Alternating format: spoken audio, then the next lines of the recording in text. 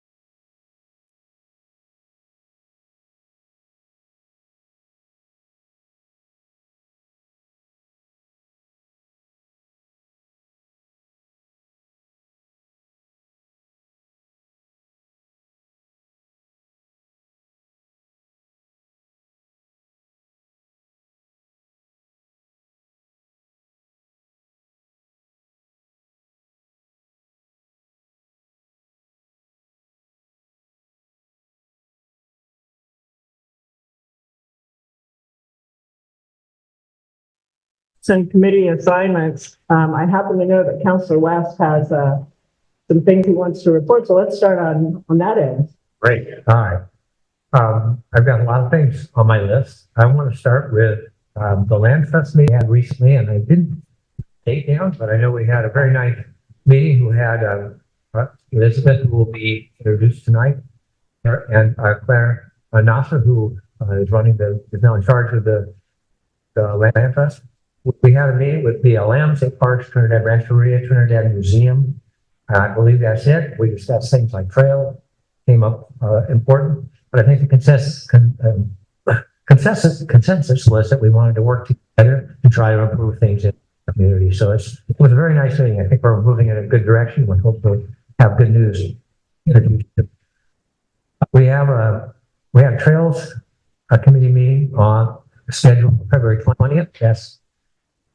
That's the same time that the Rancheria is having their meeting. That kind of interfered with ours. So we're trying for the 27th, but that looks like it's not going to work. So we may be moving it all the way to April 16th. We're trying to get some of these trails issues done so we can maybe get some things done this summer. State Park Work Day. The State Park is trying to upgrade the State Park next to, that's adjacent to the city to the north. And they've been excited about improving them. The State Park Work Day was going to be organized by Carla Bovo, who's new to the park system, and it's got a lot of energy. It looks like we're going to do some nice things. And so we're going to have a work day and invite everybody who wanted to come out and work that day. They'll have tools and everything. The problem is there's also going to be a lot of rain. And it looks like it's going to be back, it went to 95%. Pretty good wind. Just want you to know if you were thinking about that, keep an eye out, because if you're thinking about coming and helping us, keep our eye out, because we may be postponing it until March 2nd. But right now we're keeping it open, and we'll get the word out at least by Friday if we're going to have that happen. But it should be nice in the future. Please, if you see that, come out and help us out, and we'll be trying to get rid of clean up trails and just improve the park. So we want to see that look nice. But one other thing is, went to the HCOG. I thought it might be interesting how much money was spent. They looked back at the year. They put $10.5 million for jurisdictions, generally for road improvement, and that includes every city in the county. So those projects you'll be seeing projects being done in Trinidad to some of our roads. Another $10.6 million for these big projects they're taking on. You'll see a lot of changes in the highway, especially between Eureka and Arcata. Yes, that whole area will be changed soon, and it's on track to get done very fast. And then they have $3.5 million for new grants, like the micro transit in McKinleyville, multimodal neighborhoods and safe streets and roads throughout the county.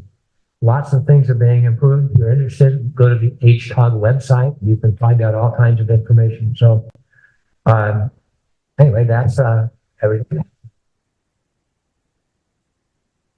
Thank you. Councilor Breckenridge? Nothing to report. Okay. I just have a quick one. Water Advisory Committee is scheduled for March 5th at 5 p.m.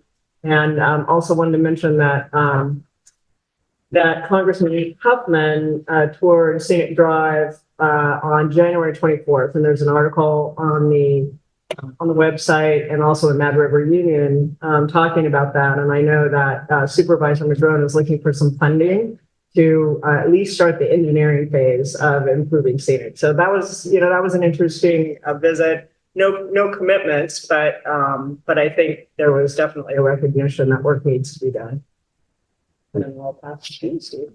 Nothing to report from Humboldt Transit Authority or Redwood Region Economic Development. All right, thank you. And nothing to report. All right, thanks everyone.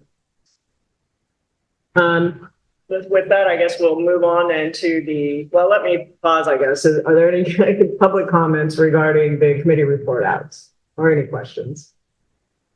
All right, seeing none, then I would like to move on to tonight's staff report. So I'll turn it over to Eli, our city manager. We have Josh McCall, who is a lieutenant with the sheriff's office on the Zoom call. So I'll turn it over to him so he could present regarding law. Yeah, thank you, Eli. Good evening. So I don't have the typical stats that I report on, well, at least part of those, the greater Trinidad area stats, which obviously includes stuff outside the city itself, but obviously that has kind of a correlation to that. Wasn't updated in time for me today. That being said, I do have the Trinidad specific stats to calls for service that were all contained within the city limits in Trinidad proper. For January, we got a total of 42 calls for service. 12 of those were transfers to other agencies, so things like fire and medical, which so that obviously puts us down to around 30 calls for the month that were handled in some way, shape, or form by the sheriff's office. So not bad, I guess, one a day or so on average. I wish the rest of our areas could be like that as well. In that, we had 3 investigations, 3 neighbor problems, 3 just general patrols for Trinidad area that were not related to a call for service. A couple of 911 hangups and general disturbances, and then a couple of traffic stops, and then 1 each of just kind of a lot of random stuff like alarm calls, pedestrian stops, suspicious persons, suspicious vehicles, and as far as those 1 each calls for the month, the things that actually had a, I guess, direct criminality to them, there was a trespassing and a vandalism call and a fraud call, but the rest of those 1 each calls don't appear to be anything that had any actual, confirmed criminal nexus to them. So that's pretty much what I have for the month of January. Thank you, Lieutenant McCall. I really appreciate it. Yeah. And did you get any further update regarding the dog issue that we were discussing? I know you had sent me an email.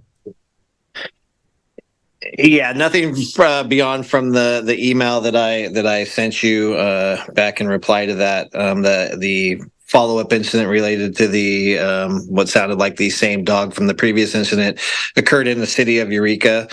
So that was being handled and investigated by the Eureka City appropriate officials or agency.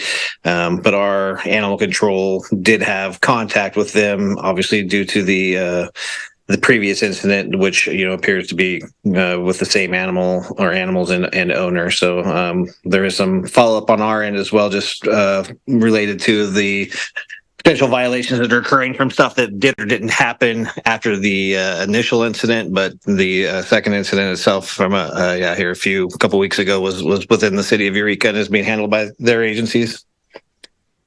Thank you. Thank you very much. Yeah.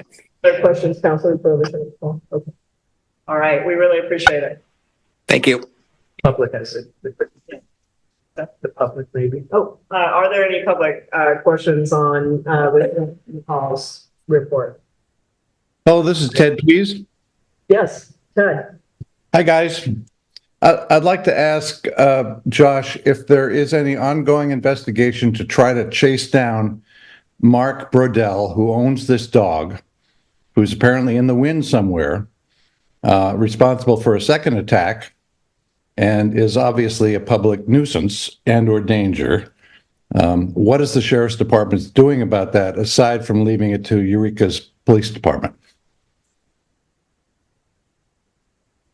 My understanding from the kind of brief update I got from our animal control was that that he was, it sounds like, cited for, this would basically be, my understanding of it is as far as, probably as a result of the last incident, obviously certain things were put in place as far as requirements when it comes to reporting things, such as if the animals are moved or other things that go on with that. And it sounds like that probably didn't happen as was supposed to. So I know there was, sounds like some citation or citations issued in regards to that. And again, as far as the other incident, again, with it occurring in Eureka, that's their investigation. I don't know what the status of that is with them, and I do know that our animal control, though, has been working with them to try and I think determine where the animal or animals may be, as it sounds like they are, or what sounds to me like from the last info I got is that they are, being withheld. But that is, ongoing, something that they're, collaborating with, and I think trying to work together to sort out. What do you mean the animals are being withheld? Nobody knows where they are, or she is. Claudia is the dog. Mark Brodell is the guy. He works in Fortuna, and apparently he's in the wind. And he's been that way since March 15th last year when he attacked me, my wife, and my dog in Trinidad. I mean, as far as it sounds to me like the animals are being withheld, or is it obviously they haven't been turned over or told where the animal is at. My understanding, unless I had a misunderstanding from them, was that he has been contacted, but I don't know. I have not received an update myself recently on where that is after the email that I provided with to Eli after I'd initially gone on that, as the animal control stuff typically doesn't go through me. So if there had been some recent change in the last couple of days, I may not have been notified of that, but that was the most recent information that I had on that. Well, I appreciate it, Josh. And I don't mean to come down on you, but the sheriff's department has fallen down on this particular case, and perhaps others. We don't know what has happened with this dog, with other communities and other humans or animals who might have been attacked by Claudia between last March and now. And we're just lucky that the attacks have been both on two relatively large humans. Otherwise, it could have been much, much worse.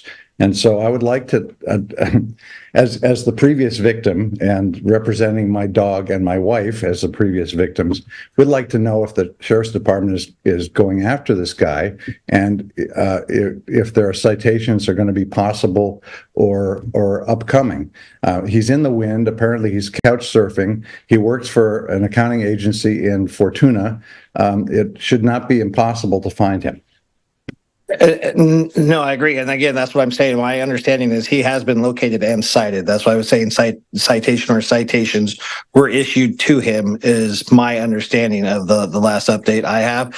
It sounds to me, though, like from, again, that last update is that it was unknown where the dog is at, and that is something that they are working on. Again, I'm sure in coordination, too, with the city of Eureka, given the fact that the dog has a history of trying to, hold him accountable for that and force that hand to figure out where this animal is at so they can go forward from there. But it sounds like, again, there may have been changes since then, but it sounds like from what was presented to me is that he's probably uncooperative with that. And so it'll be going the route of, what needs to happen through court to try and address that. Understood. Uncooperative is, I think, a very kind way of putting it. My understanding from Maya and Pablo, who are the victims of this latest attack, is that they haven't heard anything from anybody about this guy. And so it would be great to know that he's been arrested, incarcerated, something hung up by his thumbs, and the dog, unfortunately, needs to be put down. The dog was judged to be vicious in a court hearing a year ago, well, last March, and it's just dangerous to have that thing running around out there. Yeah, no, of And course.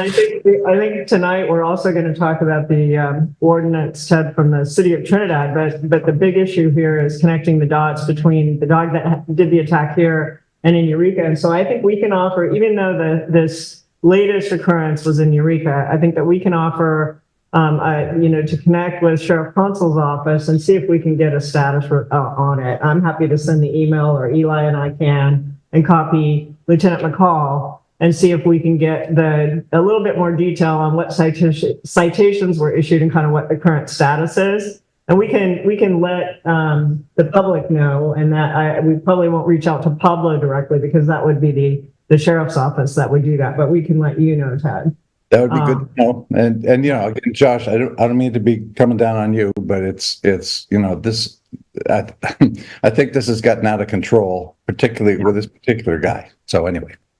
I think we're all in agreement, and heads are nodding in the room. So I think we're all in support of getting this resolved. No, and so you are. I appreciate Lieutenant McCall's help with that. No, and I appreciate your support. Thank you. Thank you, Ted, and we'll continue to try to assist in any way we can. And just as an update, my finger is still a half an inch shorter than it used to be. So. Oh, jeez. I'm so sorry. Sorry that happened. Okay. Well, we're going to keep working on it, and we'll talk some more about that as well later in the meeting. So thank you for bringing that question to the forefront, because I was curious about that as well. All right, Heather. Thank you, Lieutenant McCall. Yeah, thank you very much. Thank you. Thank you. I'm going to move on to your staff report then, Eli. Sure. So the city offices will be closed on Monday for President's Day. And as far as the water plant, because of the heavy rains, we had turbidity issues, so it needed frequent backwashing, but is under control right now. And then I also reported that the Mercer Fraser Company, who was the low bidder for the water tank and pipeline project, we had our first meeting last Wednesday. We're going to be meeting weekly on Wednesdays as the project progresses. Probably will be completed towards the end of summer, although the timeline allows them to continue into the fall. And the Trinidad Coastal Resilience Plan will be having a public meeting here in the town hall on March 7th from 6 p.m. till 8 p.m. And the TOT, transient occupancy tax, with the increase in the occupancy tax, the income for the past quarter, October to December of 2023, was $38,000 compared to a year ago, which was $28,000. And as reported in here, 28 out of the 29 short-term rentals have been inspected and licenses issued. Subsequently, we found out that the 29th STR has chosen not to function as an STR. So in the meantime, what we will need to do is at the next council meeting, we will do the lottery because we want to keep this progress going. And then we can consider if there's any changes in the process in the future by the planning commission. But Jennifer, who oversees the STR program, is contacting the people who are on the list so that they could go in there. That are prepared will be next council meeting. The Greater Trinidad Chamber of Commerce is going to have, they're calling it a leap year mixer. So it's going to happen on the 29th. which will be a Thursday. And the location is at the Moonstone Beach House. So from 5 p.m. until 7 p.m. tonight. And also, we've been notified, we had recently one filming that happened in the Trinidad area, although they didn't, they did some filming in Trinidad, but not as much as we had anticipated. But there's another film which is going to be taking place. It doesn't have any large, famous actors in it that we're aware of, but it will be talking about or addressing Hunter Lewis, who was floating. He was, paddling out to sea on Flatiron Rock and got lost at sea.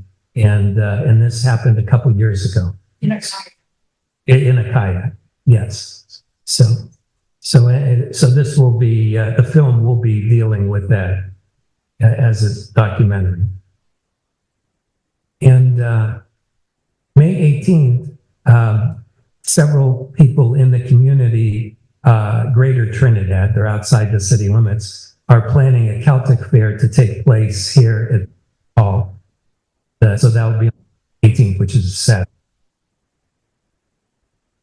And then as far as the water plant, we did have some questions that were brought forward by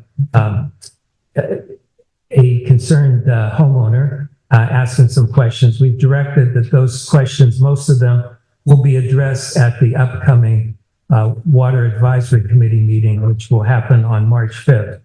However, I do have some information that as to what was asked. One thing was, what was the last month's total paid to Coleman Engineering, who's providing the chief plant operator service for the water plant?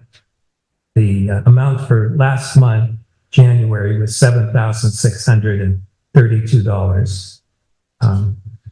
And then another question had arisen internally. We were talking about the contracted services that appear for December, and it's in the agenda packet. And under the contracted services, it identifies $31,638. So I was able to identify that $9,728 went to Coleman Engineering, and then the remainder went to Pacific Watershed Associates. Pacific Watershed Associates does work for the city, but through their billing, it just appears that they bill us once a year. So that's why the remainder of that was in December for Pacific Watershed Associates. Excuse me, Eli. Yes. The current total amount paid to Coleman $7,600.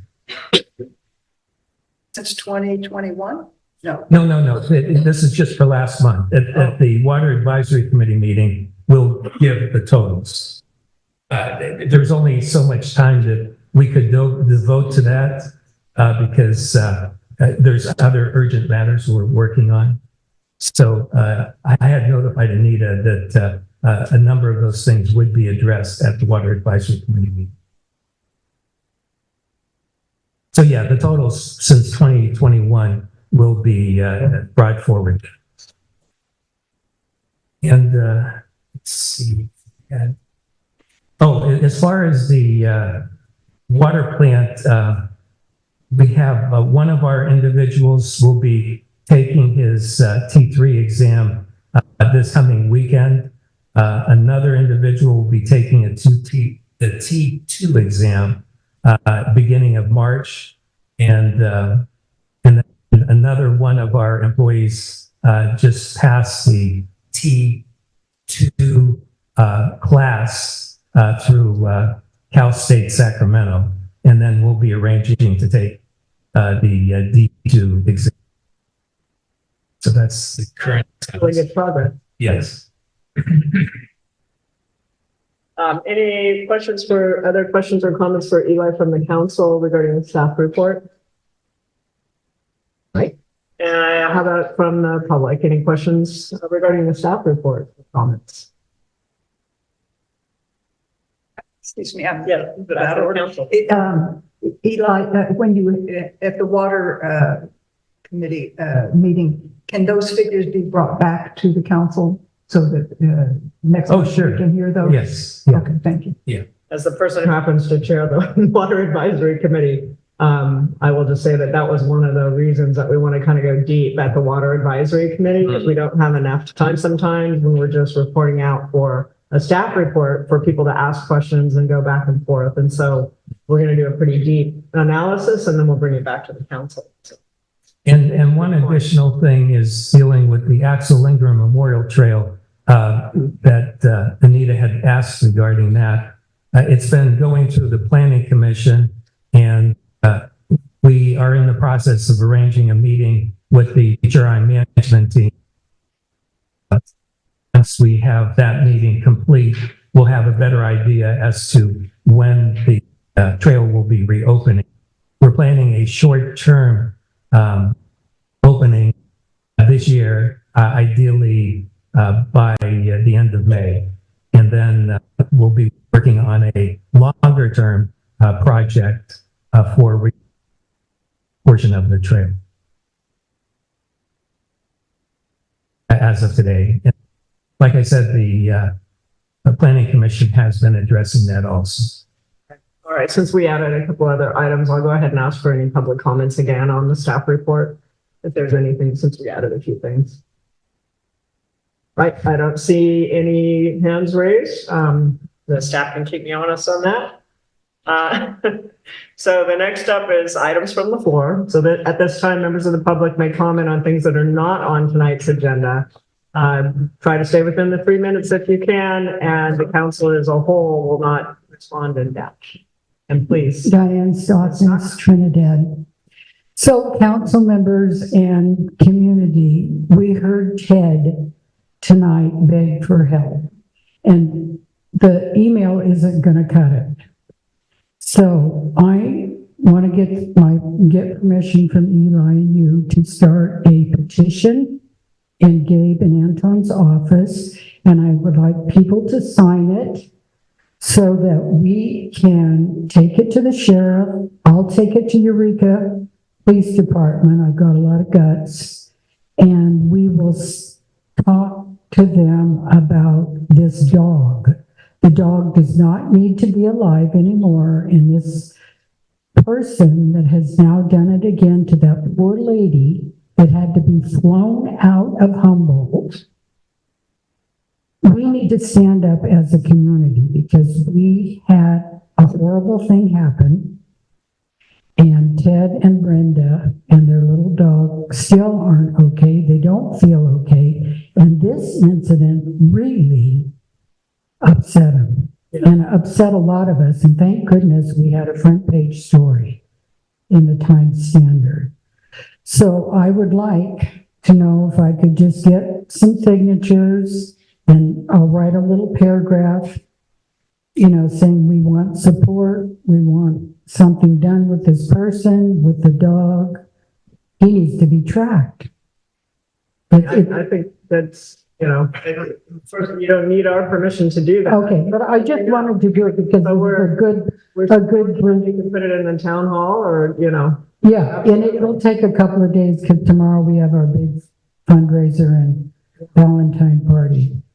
Okay, thank you. And then the other thing is the ambassadors. Are we getting anywhere, Steve? We actually have a meeting coming up next week to revisit that. So, Okay, yeah.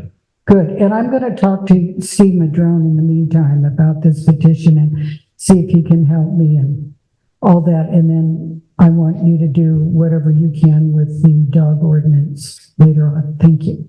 Sometimes if you want to do them online, the petitions, change.org is, a lot of people use that. So, then people don't have to come in and physically sign, but it's up to you, Diane. Okay, I'll talk to Gabe and Anton. Yep, They're my helpers. Hello, it's Janine Volkmar. I live at 393 Northwest Haven Drive. And I'm a member of the Civic Club. And I wanted to invite every single person here to come to our wonderful event tomorrow night. Starts at 6 o'clock. We'll have lots of good food. You do not have to be a couple to come. It's for anyone who is in love with love. And we have band members sitting right here and over there. We're going to have an awesome band, the Tide Pool High Divers. We're going to have food, and all the Civic Club friends and members have been working really, really hard. It starts at 6 o'clock, and we hope you'll be here. The other thing I wanted to say was the front page story first broke in the Mad River Union. Thank you. Thank you. All right, other public comments or announcements? Okay, seeing none, I will bring this back to the council for the consent agenda. So any questions or comments, anything you want to pull on consent agenda? All right, any public comments or questions about the consent agenda? Yes, Ms. Stovall, please. Thank you. Good evening. I'm unfamiliar with the second or third readings of ordinances. Is there another reading for the ordinance for the Title 17 code? You know where we're at with that? She's asking how many. Yeah. Trevor is on the Zoom, so I'll have her answer. I believe just 2 readings are required, so this would be the final approval. I have a concern about one element, and I just was starting to read it tonight. And it's on page 62 of the document. Yes, thank you. So Ms. Provost, I'm going to pause for just a second. Okay. Former Mayor Gladwin rightfully suggested that I first ask if any of the council members would like to pull that item for discussion. Okay. And so I will offer to pull that. And do I need I don't need a second, right, for that? I'll second it. Okay, thank you, just in case. So Steve has seconded, and then all those in favor? Aye. So the motion is to pull that item from the consent agenda. So I believe that then the protocol is that that's our first item that we discuss. So Could we Thank you. move it to the third? Or not move it to the third item, just start on these 2 big ones. That's a great idea. It'd be nice. Yeah. We got a lot of people. Okay, does everyone agree to that then? Sure. Okay, and Ms. Provost, if that's okay, we would like to do those first 2 items. We have a group here, okay? Yeah, thank you. Thank you. I'm glad, we'll be able to discuss it a little bit more. All right, so with that, I think we are ready to move on to one of the highlights of the evening. No, not yet. We need to. Did I go too fast? Yeah. Oh, thank you. I'm so excited to present this award. Public comment already done. So I'll move that we accept the agenda with move number 4 to the third spot on the discussion items. All right. I'll second that. We have a second. All those in favor? Aye. All right. Thank you for keeping me on the straight and narrow here, you guys. I appreciate it. Okay. All right. So on to our first discussion item, which is the discussion decision regarding a resolution honoring volunteer fire chief Tom Marquette for 30 years of service and introducing at the same time the new Trinidad Fire Department Chief, Sean Worth. So I wanted to start, I guess, by reading the resolution for Mr. Marquette. And so this is resolution number 2024-01. This is a resolution of the City Council honoring Trinidad Volunteer Fire Chief Tom Marquette for over 30 years of service. So that's amazing. Whereas California Government Code requires incorporated cities to provide police and fire services that are critical for protecting the health and safety of a community and essential for maintaining reasonable property and fire insurance costs. Whereas the Trinidad Volunteer Fire Department has been established since the city was incorporated in 1870, and since that time, many volunteers have come and gone. Whereas volunteer positions are filled by specialized individuals that recognize their leadership skills, training, and desire to put their community first in times of need. Whereas town resident Tom Marquette chose to live, work, raise a family, and retire here in Trinidad, and for the last 30 years dedicated countless hours to the Trinidad Volunteer Fire Department.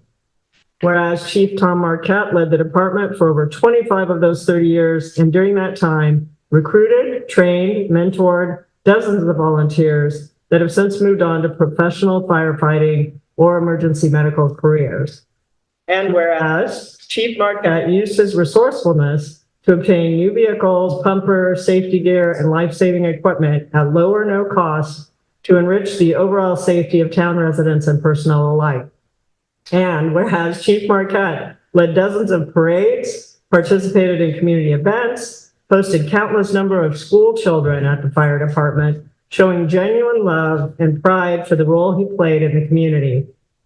Whereas Marquette answered the call whether it was 2 a.m. or 2 p.m., false alarms or structure fires, medical alerts, or standby agency support. He did it with leadership, confidence, and a sense of humor that could calm the most serious of situations. His presence calmed the scene, and his spirit will carry the next chapter of the Trinidad Volunteer Fire Department into the future. Now, therefore, be it resolved by the City Council of the City of Trinidad recognizes Chief Tom Marquette for 30 years of public safety and dedication to the well-being of Trinidad. This will be passed, adopted, and approved by the City Council of the City of Trinidad at a regular meeting thereof on February 13th, 2024, with the following vote. All those in favor? Aye. All right, congratulations. And I wanted Eli to share something else.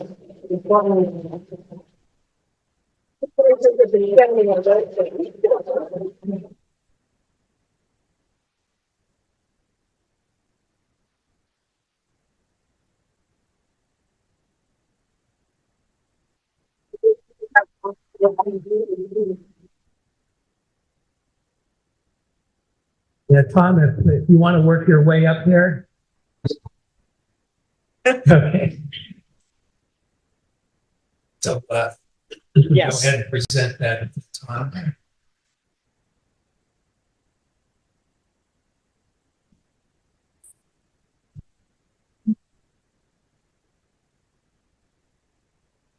And then say there, Tom.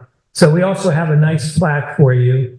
Trinidad Fire 2024 recognition of service presented to Volunteer Chief Tom Marquette in appreciation of nearly 30 years of public safety, service, and dedication to the well-being of Trinidad.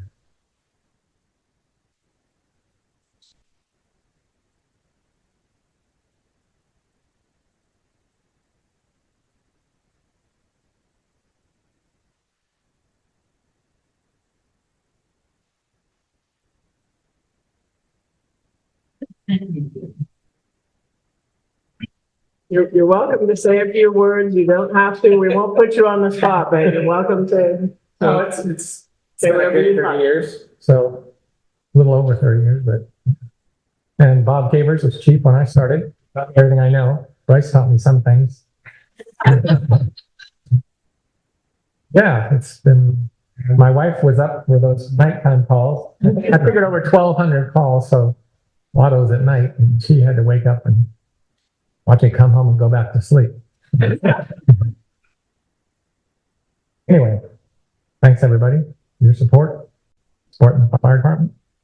Yeah. Guys, you introduce Sean. right. Yeah.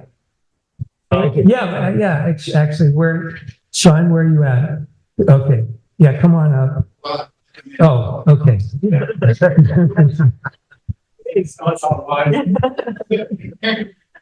I'm Kenny, and I was lucky enough to serve about 23 years volunteer fire department, about 21 or 22 with Tom or under Tom.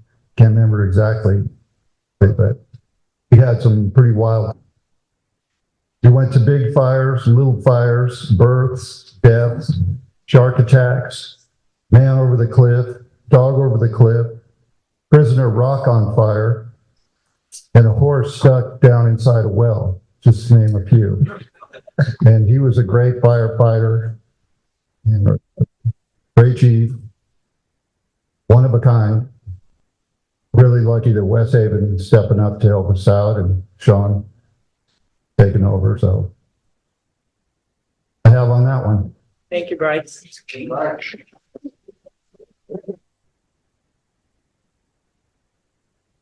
For community comment. My name is Dick Hazelhorse. I'm the Assistant Fire Chief in Trinidad. And for the last 13 years, I have served with Tom. And I want you to know that it's a whole new commitment. It doesn't go far enough to what this man has done for the community. So I just wanted to know that you don't know what it's like to haul a 400-pound man out of a second-story building with Pomeranians biting at your ear. It gives a whole new meaning to volunteering. I just wanted to say it's been an absolute pleasure to serve with Tom for the last 13 years. Looking forward to Sean coming on. And my favorite story about Tom is when the phone rings and the chief answers and there's a lady that says, "My cat's up in the tree. Can you come and get him out?" And Tom says, "How much does he weigh?" And she says, "What does that have to do with it?" And Tom says, "It depends on what size hose I'm going to bring." It's been a pleasure.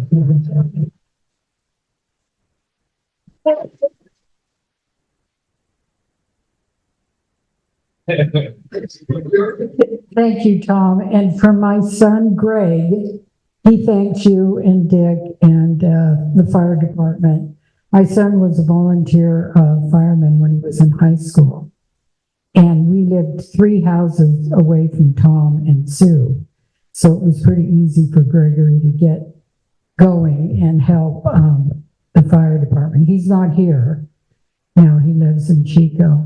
But I get to watch Tom. I've gotten to watch Tom over the years walk over here to the fire department and ride a slow bike for many, many years. And he would come over every day or every other day and check in with the city hall. And then he got one of those fast bikes, the electric bikes. And so I have a window where I can see quite a bit on East Street. And he would just go. But anyway, thank you from the Stockness family, Tom and Sue, for your support.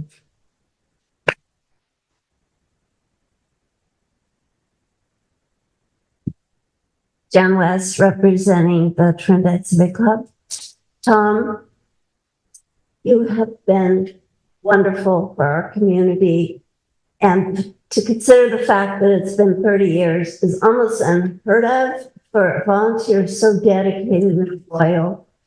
And we just want to extend our sincere thanks for all you've done for our community. Sounds like from Dick and Bryce's stories that we don't know the half of what you've been through, but we do appreciate it.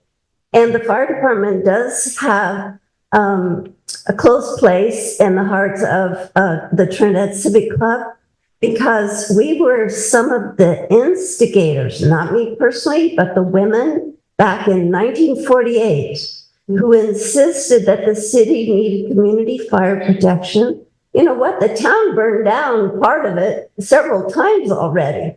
So thanks to them getting a meeting organized with a commitment that there would be a plan for community fire protection, and the fire department was formed.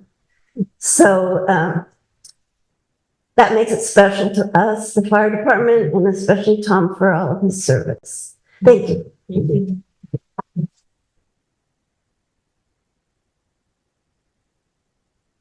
Any other comments or recognition? All right, great. So I'm going to move on then just to Sean, to introduce Sean. Okay. Eli, did you want to do that? Yeah, sure. So Sean's coming up. So Sean Ward is the fire chief with the West Haven Volunteer Fire Department. and has agreed to be also a fire chief, volunteer chief for our city as well. He's got some shoes that he needs to fill after time, but we're looking for it to shine and then continue. Yeah, so if you want to say a few words. Yeah. So my name's Sean. I've been with West Haven for 30. I have met many times 2 o'clock. Long seen, long with it. Yeah. I was always glad to see him there. And just happy to see these retire and want to see. Partially the reason is one day I hope to retire. I probably got a little more time to go. So thank you, Tom. Thank you guys for having me. Welcome. Yeah, we really appreciate it. Yeah.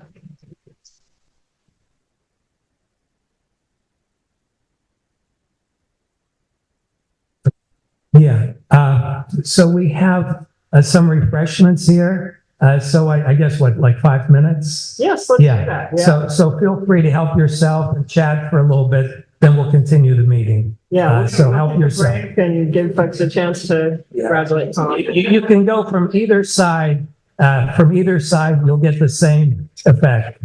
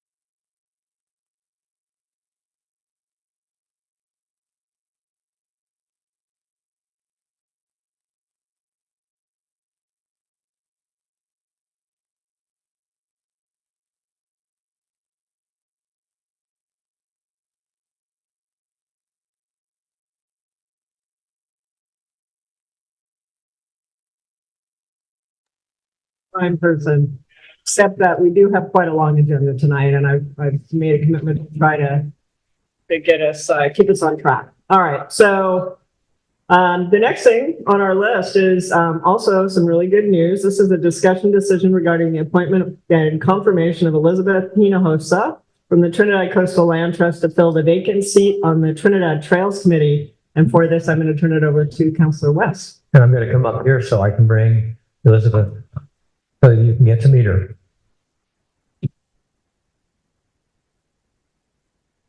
We're going to call her Liz. And Liz Hinojosa is recently started working at the Trinidad Coastal Land Trust. And she is a graduate of Cal Poly, Humboldt, Bachelor of Science in Forestry, Natural Resource Conservation Program. She has served as a Spanish-speaking guide for underserved Latino families. And she likes to inspire children's interest in science through nature excursions. And as a teacher, I think that's great. She joined the Trinidad Coastal Land Trust as a coastal stewardship coordinator in the fall of 2023. And we really think that's going to give, and she's going to join the Trail Committee. She's decided to come on to represent the Land Trust in our Trails Committee. And I like the idea of her, a new perspective that we'll have to look at trails. And since the Land Trust has so many trails of interest. So I want to thank you and welcome you to our city government. And would you like to say anything? Thank you for letting me be a part of this. And I'm just loving working for the Trinidad Coastal Land Trust. And I work for Claire Nacer, who's a wonderful and talented executive director. And we have some great things in the works. And we're trying to fulfill our mission statement, which is to provide public access to the coast. So thank you. Thank you.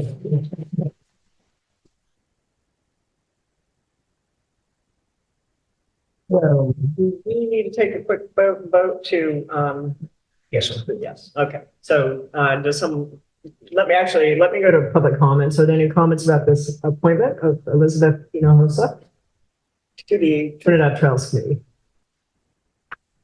All right.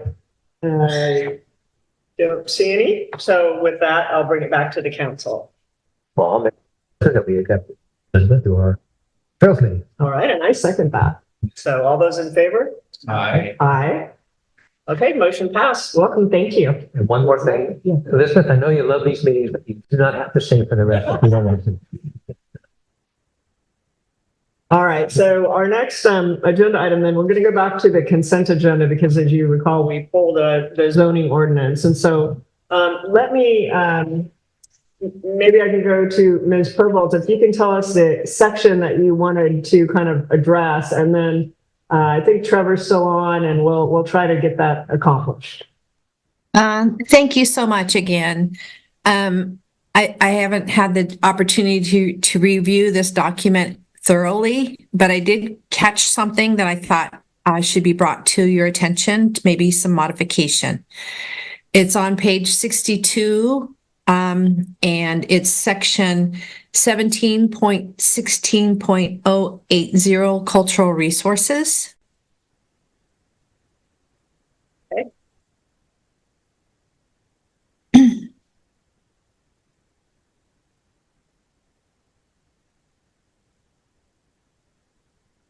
I'm not sure if it's 62 on your page, but it's 62 on my Zoom page. Okay. But it's if you search online on cultural resources, it'll come up. I have page 18 of 84. I think that's where she 17. That's of the zoning ordinance. Yes, exactly. Wait. You're right. Yeah, that's it. Page 18 of 84 of the zoning ordinance. In the packet, I think, I'm not sure what it is. yeah. At page 62, if you're just looking at the PDF. Great, thank you. So go ahead, Ms. Humboldt, would you, Yes, thank you. So when reading this, it says within the portion of the Shirai study area zoned open space for any soil disturbance, removal of vegetation, placement of temporary or permanent structure, or establishment of a use identified in and I'm not sure what TMC means. Shall we? So it's referring back to 1716.020. Okay. The part that I wanted to draw attention to is that last sentence, where it says, except for a fence to protect burial grounds, no soil disturbance, removal of vegetation, structural improvements, or use shall be permitted unless it is approved by the city council, the state historic preservation officer, the Trinidad Rancheria, and the lineal descendants of Shirai, which I think needs to go back to the Trinidad management plan, which might have to include those bodies, which one of them is the Yurok tribe, and I'm not sure if the Coastal Conservancy has to be in there. So I was thinking that this section might have to relate back to the Trinidad management plan. Thank you. Trevor, did you want to comment? Yeah, I'll just say that nothing substantive is being changed. That's the existing language, was certified in 1980, and it's based on policy 69 in the land use plan. So the only changes here in red, TMC is Trinidad Municipal Code. So all it's doing is updating the code section, is the only change being proposed. Okay, well, I would like to request and have the city and the planning committee consider adding the Yurok tribe to this. This is Yurok Aboriginal territory, and I think that should be added. Thank you. And I think with policy 69 as well, I think the city, we do plan on looking at that language and adding that language at some point in the future. The intent of this, though, is just updating like code sections and capitalizations and corrections. So the intent is nothing substantive with this amendment at this time.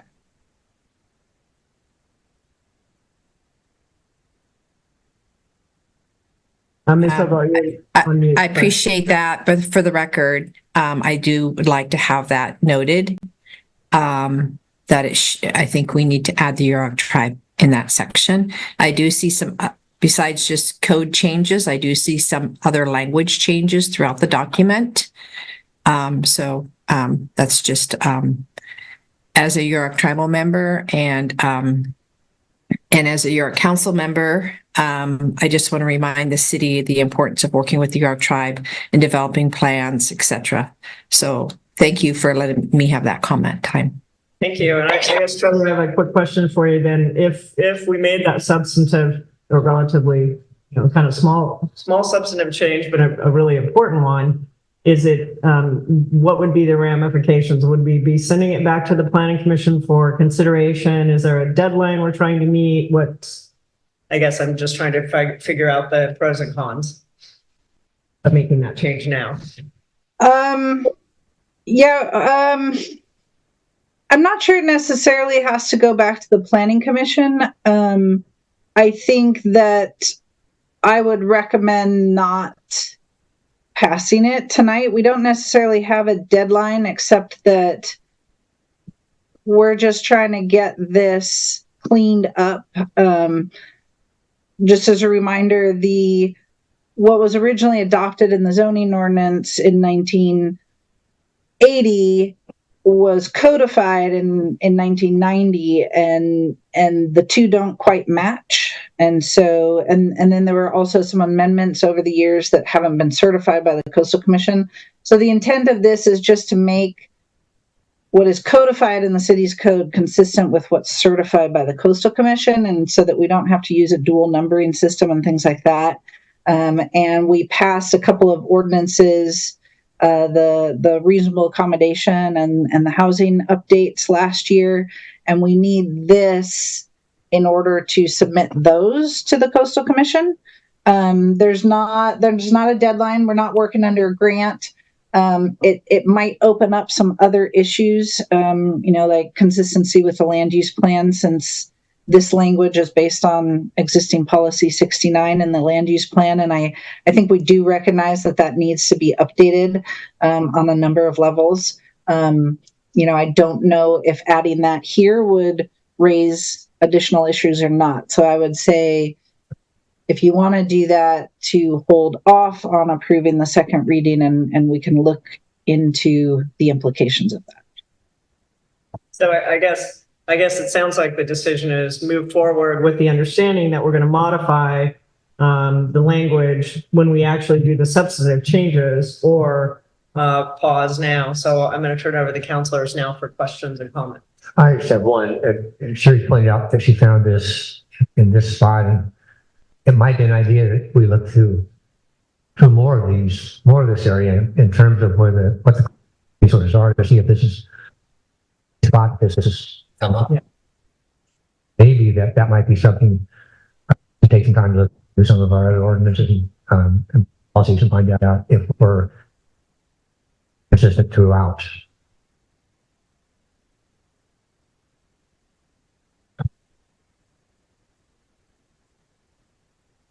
Okay, thank you. I think that's a great suggestion, and it sounds like the planning commission is going through and kind of scrubbing, and it's going to clean up the language and potentially policy 69 as well. Other comments or questions on this? I just agree with Jeff that I think it is definitely worth noting in this, but I think it really points to a larger issue. And so I would rather not do this one at a time, instead look for a way to look at all of our policies for consistency. So I support that. Okay. All right. Any other thoughts? I will point out one thing. I think with the reference to section 1716.020A, the A should not be there. It should be all the uses listed in section 1716.020. So I would suggest correcting that tonight if you're going to approve the second reading. Okay. All right. I do want to go back to any other public comments. Ms. Humboldt has provided hers, but are there other comments as well? Questions? Okay, then I will bring it back to the council. And is there a motion on this?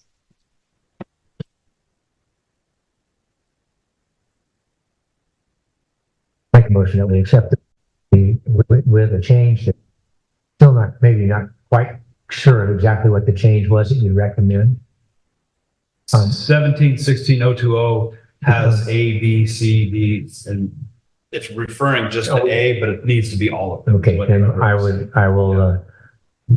let's do it with A through whatever, I don't know how many letters. It's A through E. It looks A like. through E as the only change at this time. Is there? I will second that. Okay, and all those in favor? Aye. All right, thank you. Thanks for the discussion, and it sounds like we have some work to do there, so we'll be watching that as we go forward. Okay. All right, let's see. Our next step then is our discussion regarding the letter of support for the Trinidad Rancheria Raise Grant for the 101 Trinidad Area Access Improvement Project. I'm going to turn it over to Eli, to staff, to kind of cover this, and then we'll go from there. Okay. And we also have our city engineer, Steve, here. And he works for GHD, and GHD, we've had Josh Wolf represent the city access improvement project. So we got this request from the Rancheria in order for the city to support the Rancheria being granted this RAISE grant. And so the request is to have a letter sent from the city signed by the mayor supporting the Rancheria receiving the RAISE grant, which will be applied to the Trinidad Area Access Improvement Project for Highway 101. And we received several letters of comment specifically indicating that neither of the two options has been chosen yet. There's still an alternative 3D and an alternative 5C. One of them will entail making improvements to the current exit in Trinidad, creating a roundabout and making improvements runs along Scenic Drive towards the Rancheria. Then the other alternative would be alternative 3D, which would create a new exit that would be south of our exit, approximately 1.5 miles. And that exit will serve the Rancheria. They do have a scoping meeting coming up next Tuesday, a week from today, at the Rancheria at 5:30, from 5:30 to 7:30. And at that point, they'll discuss those two alternatives again. So I would suggest that we do a letter of support, but focus strictly on the RAISE grant. And the fact that we support the Rancheria receiving the grant in order to be applied to this project. Indicating which project maybe we might even want to state that at this point, there's still two alternatives being considered. So that's the suggestion. All right, are there questions for Eli on this topic?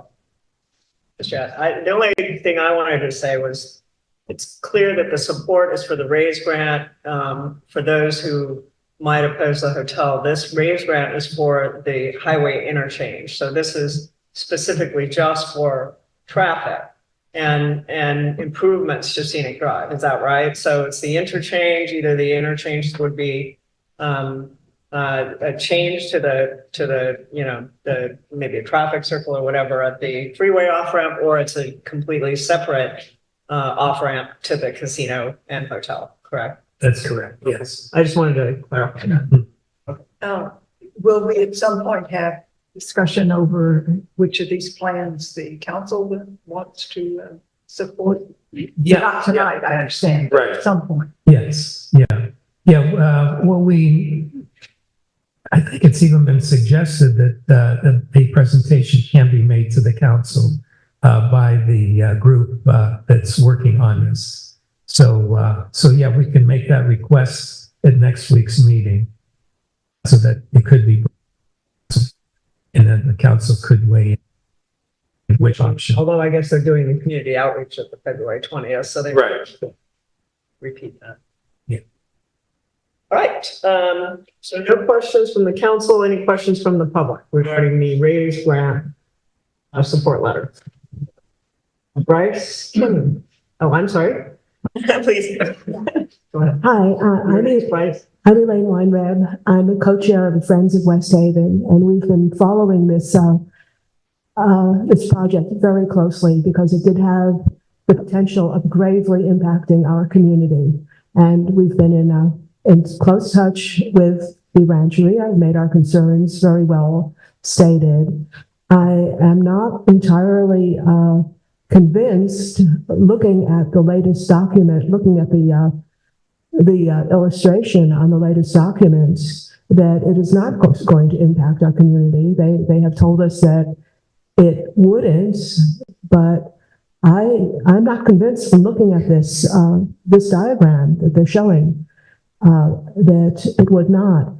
The other thing is, I noticed in the agenda package that there was a plea to send an email with the mayor's signature on it to whoever it is that's doing the RAISE thing. I was wondering whether that was indeed sent in that fashion. Because if it was a major boo-boo. And I think you guys know why. I don't think I have to explain the Brown Act to any of you guys. That was my first comment. I also think that it's premature to be asking to give money for something that you, as a council, don't know what. Some of the plans on this could affect the city fairly drastically. And here you would be basically giving money with one hand, and then, 2 or 3 years down the line, you might be frantically trying to scrabble back to get them to back off of things. And I would suggest that you wait on making a decision on supporting this grant until after this public presentation has been made on February 20th. It's not that far away, so that you at least know what it is that you are trying to support. Instead of just randomly giving money away and hoping for the best. That doesn't seem very prudent. Carolyn. Thank you for your comments. Is there a timeline they're looking for on this? I'm just curious. They actually sent this to us and indicated that they would like us to send it as soon as possible because the grant is being considered.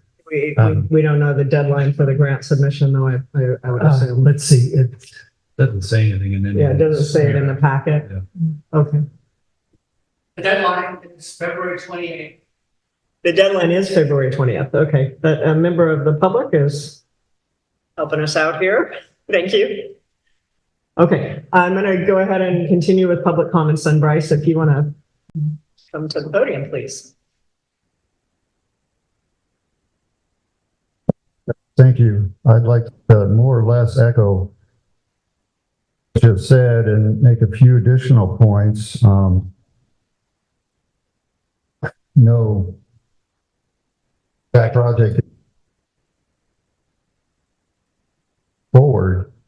If you look carefully at some of the materials that describe the project, the purpose and need statement, which is the justification for the project, the basic justification, says that scenic drive between the town and the rancheria is not safe.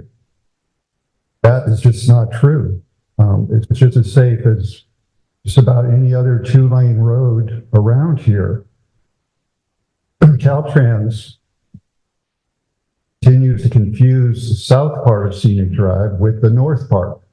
The south part definitely has some serious safety issues. It's actually closed right now, but that's a whole different situation than the north part. So they shouldn't be able to kind of just use some sleight of hand there and use that justification for this tremendous expenditure of public funds for this project. The other thing that's questionable is the claim that the Rancheria lands need to be reconnected. Well, the point is, the fact is, they were never disconnected in the first place. The lands that are now part of the housing on the east side of the freeway were acquired long after the freeway came in 1962. In 1962, the Rancheria only lost a small triangle piece of land, about 1 acre, that nobody was using wood use for anything. It's very misleading. It's borders on dishonest to say that these lands need to be reconnected. That's another aspect of this that's disturbing. You should, think carefully about whether you want to condone that kind of, whatever you want to call it. The bottom line is that all these changes are designed to increase the patronage of the casino. That's like the golden ring that everybody wants now. This tremendous competition between Blue Lake, Bear River, and Trinidad Rancheria. We're all being dragged into the middle of it. I don't think a big casino that Trinidad should not be known for a big casino. This is a place that should be known for its natural splendor and that type of thing. So I think you should hold off on any kind of endorsement of or expansion projects, certainly until you know which option you're supporting, because one of them that's still on the table is the no project alternative. That might be the one you decide is most appropriate. So.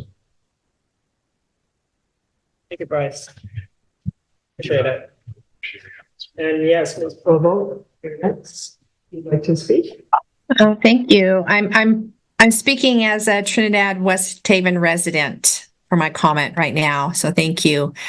I concur with the other two folks who spoke. I think it's way too early for the city to make a decision around this.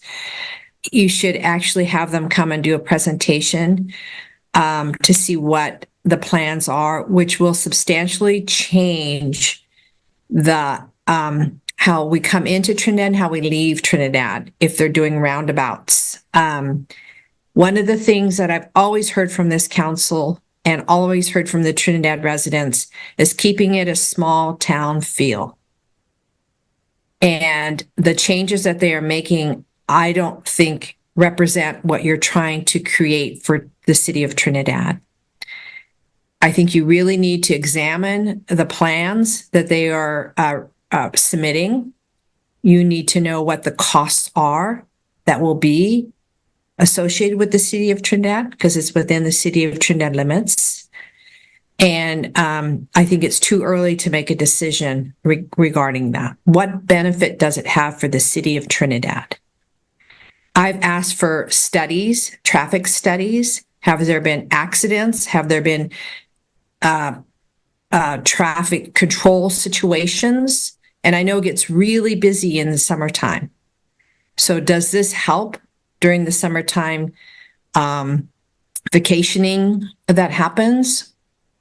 I'm not sure if there's been more accidents or why they're having a roundabout. What are the changes and why? What's the purpose? Have there been too many accidents? What's the data to support the changes that are going to affect the city of Trinidad?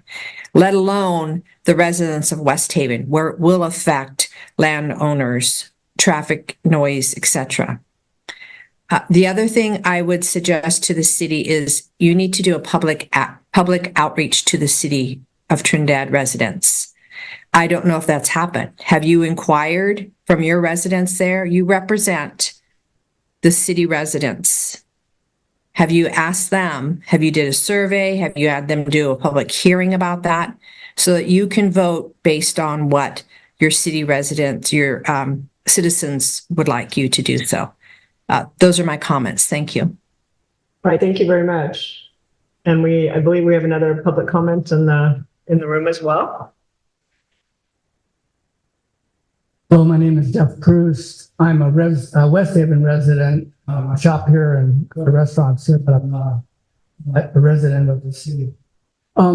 I have done a little research on raised grants. I don't know a lot, but I do know that there were raised grants in 2022 and 2023. So it's not a surprise object a financial object that the rancheria could be going after. I'm not sure how long the window has been open for them to apply, but it's interesting that you are asked now to join their endeavor with just 2 weeks to spare and not enough time for you to have multiple public meetings on it to get input and do your own research on what this involves and what you are supporting. I also want to say that I have similar feelings with Bryce, that our community and our world here is a world of incredible beauty of nature, small town vibes. And I do appreciate, as the former superintendent of Trinidad School, the financial benefit that the casino has brought to the tribal council and its people. And I totally support all the benefits that I've seen from that. But there is a limit. Bigger is not better. And I think you need to go slow on this. Thank you very much. Thank you, Bill.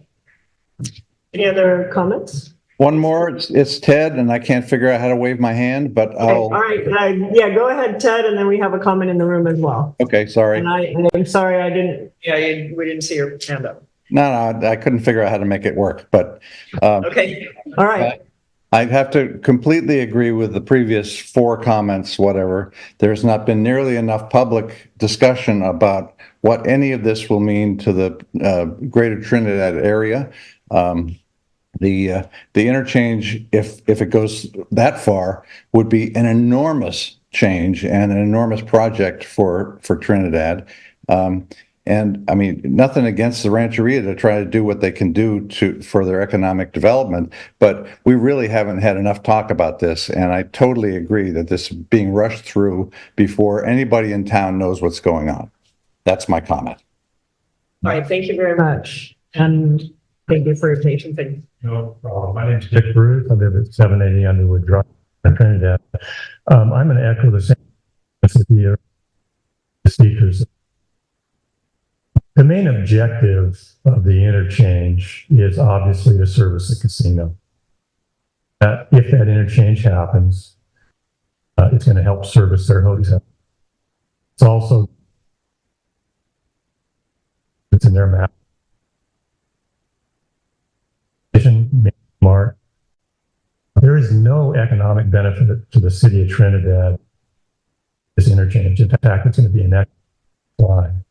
An economic line is from tax revenues that the city is going to lose when gas at the Rancheria's casino when they start buying sundry.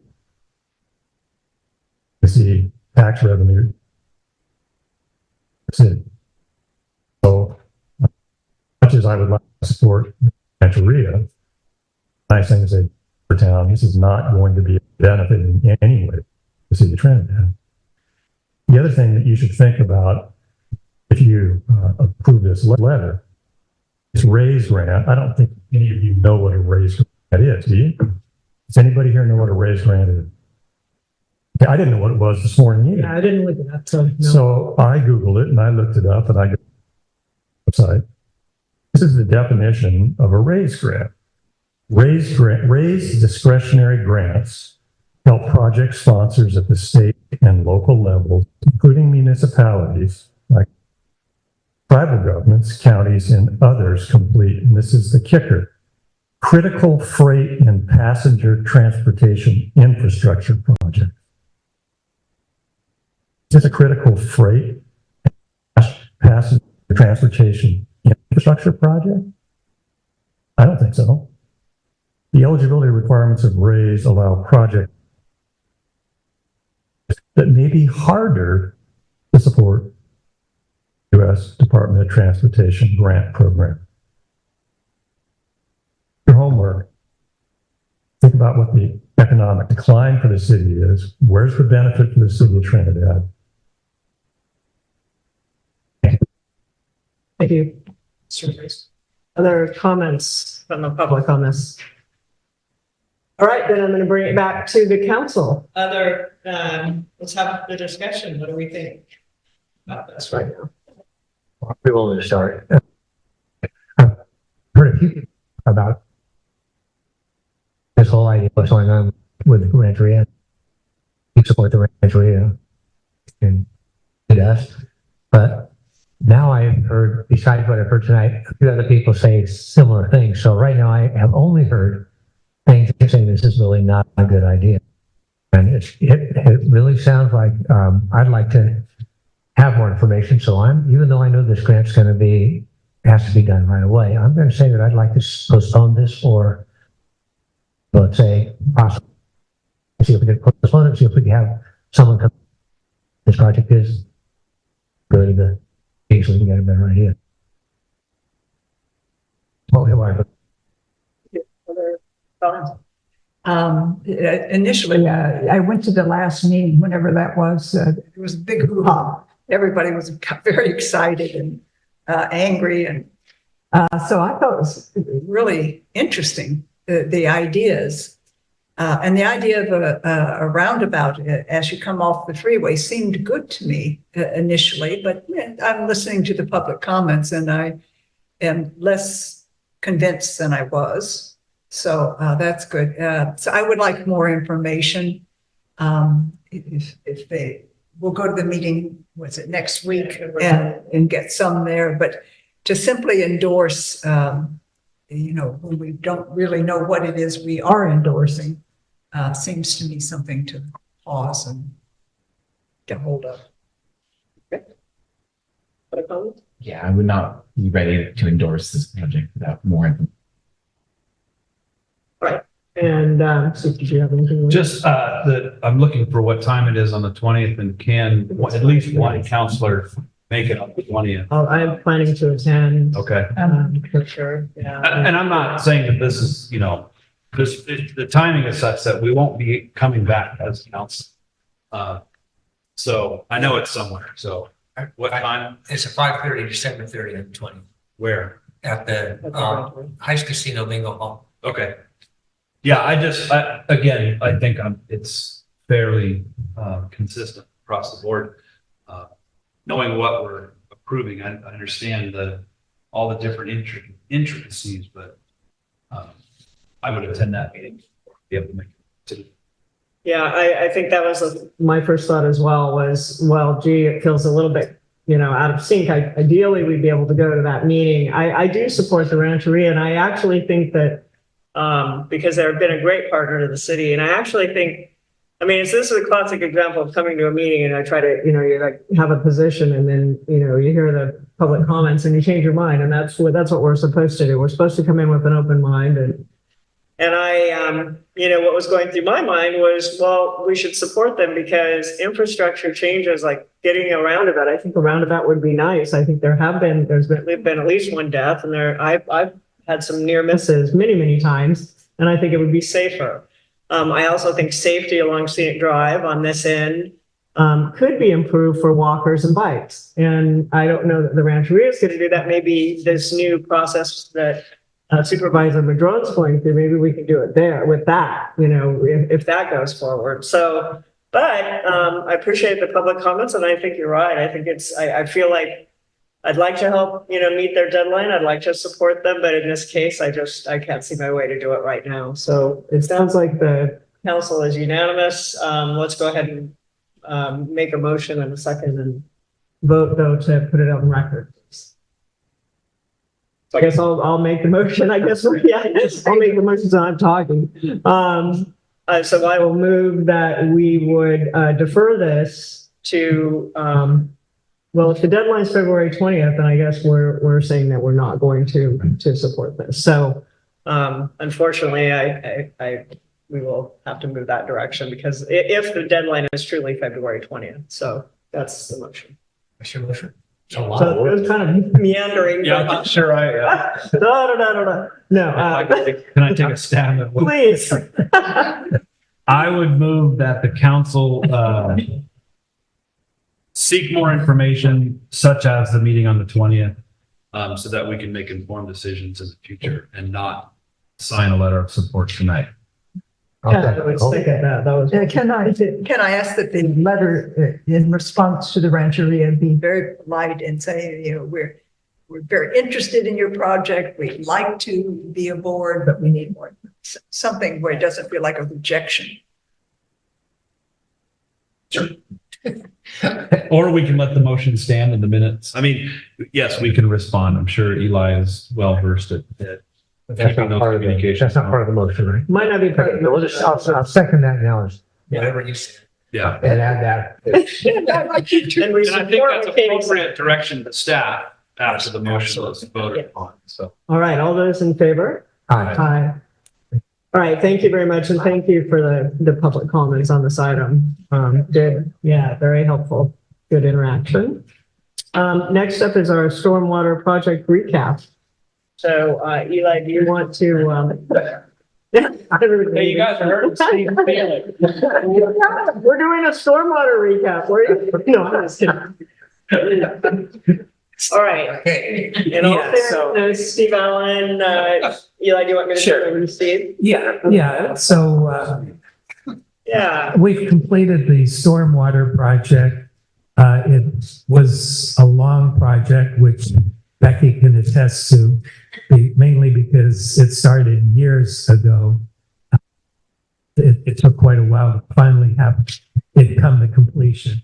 So basically, this would be a recap, and our city engineer, Steve Allen, give you a PowerPoint presentation about how we progressed. Thank you, Steve Allen, engineer at GHG. So this is a recap. It's been multiple years, including the phase that we just finished up construction. So we can go to the next slide, please. So we'll go over the purpose of what started the project to begin with. Some key dates that have happened over time. There were some lessons learned. Share some of the project benefits, and believe it or not, even though this project is ending, there are some next steps we want to share, and then also it's leave time for questions.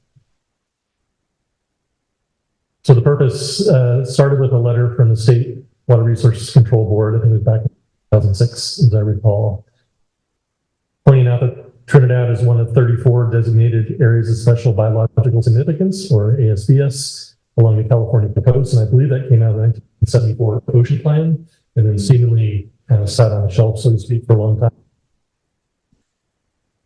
In the early 2000s, they started actually doing a lot of studies and issues up and down. These letters together that they sent to dischargers by in ASBS area. The Trinidad one that included the city of Trinidad, of course, Korea, and the HSU Toronto. Basically, what the letter basically said was it's a special area. They didn't say it's polluted. They just said it's a special area. We want to protect it and we don't to pollute it, which seems very reasonable. And there was a couple options. There was either waiver option, which means you say, we get a waiver because we still need to discharge stormwater. It's a city's case along with many others. And so that was required a lot of monitoring, water quality, and basically presenting that and getting a 5-year waiver. You still have to do regular monitoring. And at the end of 5 years, you got to apply for another waiver. The alternate path that the city also chose was to pursue grant funding, because the city was saying we would like to fund projects and try to get things cleaned up and get this resolved. The city did go after some planning with many project partners and stakeholders. And so the result of that was that there was an action plan which identified projects within the city, and then there were some outside the city as well. And that also helps basically key up projects for future funding.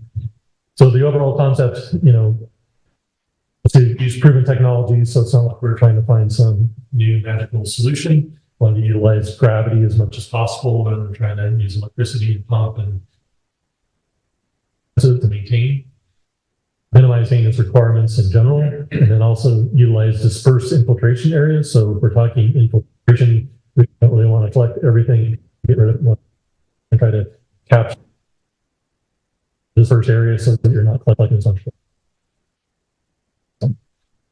So interestingly, I'm show a picture of the ASBS area. So it's hard to see, but you can see kind of a light blue rectangle kind of going around about half of Trinidad ahead. I'm an engineer, I'm not a biologist, so I find it's interesting for the area of biological significance of the area would be an actual rectangle. I'm just pointing that out. But you can see that it really does go around the city of Trinidad, and part of what they say about the ASBS area is not just things that go directly into the ASBS area, but things that go end up. So obviously you have a lot of different currents going north and south, different times of the year. So the planning study started with Mill Creek on the north, and then all to Pass Level, as I recall, on the south end. All those could potentially.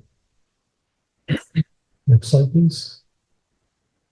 So some of the brief timelines. So that initial planning plan got finished up in 2008 and have action items.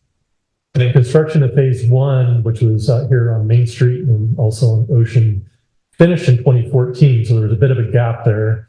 Part of that was the city actually applied for, I believe, 3 grants before we got the first phase funded. And part of that reason was we also included a geophysical investigation, so basically a geotechnical investigation, and also wanted to do a groundwater model. And the city was politely told the first 2 times that the state isn't trying to fund the groundwater model, but they're trying to fund FOMA projects. We politely remember we're in a unique situation. We're on raised bluffs, towns on septic systems, and we need to be very careful about great water.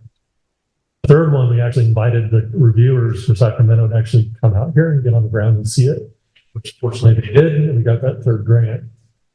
Because at the time, the state was telling us, and it was pretty common in the stormwater world, that infiltration is good. So infiltration is good, just infiltrate water wherever you can. But then obviously, as you all know, you don't really want to do bluffs, and there's certain other areas that might be a problem, and you're wondering how it's going to affect septic systems. So the first phase really took a while to get grant funding and do all that legwork. The phase 1B used to be phase 1 and phase 2, and then through grant funding, things kind of got broke up a little bit more. The phasing is not really important, but that was for the Hector Avenue Rain Garden and also some of the files. And then this final phase that was really finished last year, that was Underwood Drive, Edwards, Yumi, Lower Beach parking area, and teamed up was the HSU Colonic Marine Lab, now Cal Poly, of course. So many of you probably remember some of the geotechnical field activities that we're doing, which finished up in 2012. First, we had to do this before we could actually do the groundwater model, before we could actually design the project. But we put in a lot of monitoring wells, so we really want to collect groundwater data and find out what's going on. So some of them were borings where you just get spot information about the soils. Then we put monitoring wells to get a network to monitor. The kind of the pinkish and the lines are transects. So we went through some geophysical transects that give a picture of what's happening over a wider area rather than just a spot data. Interestingly, the one down by where the lighthouse used to be, it did a boring there and only went down like 60 feet and stopped, whereas everywhere else we were down like 140. Couldn't really figure out what was going on until we did a transect too. It turns out that there's seamount, so kind of like Trinidad Head or a lot of the other rocks that are out there. There's a buried seamount that went right near that location, so it was very valuable information to have. The underlying geology was, which really went into the groundwater model and was, of course, more data, but we were happy to get the grant that got as much data as we did. We also map a lot of drainages, bedrock, seep, springs, met with the Turai. Obviously, a lot of it down on the south. A lot of water and a lot of issues. The state, when they went through before they sent the letter, they also mapped some of the springs and discharge points. But since we're trying to do something, we're trying to get more detailed. We spend a lot of time to pick up more information from people who have knowledge about that. Next slide, please. And all that information led into a groundwater model. So I'm not going to go into the specifics, but it's a very commonly used Monflow SERPAC 3D groundwater model. So we use all that soil data, surface topography. We have good information about the bedrock, what was going on, so all the geophysical work that we had done, and then built this groundwater model that's very commonly used and data from the monitoring wells so we could actually calibrate it. And so we ended up with a very good idea about how the current groundwater was working, and then we could basically superimpose our project on it and start showing the changes where we put water. We had questions about putting water to see how that would, the model would predict it would change. We had the whole model calibrated by a third party, hydrologic. And then we also had a third party geotechnical firm, love stability and getting asking for specific output of the model so we could double check. So we weren't putting water.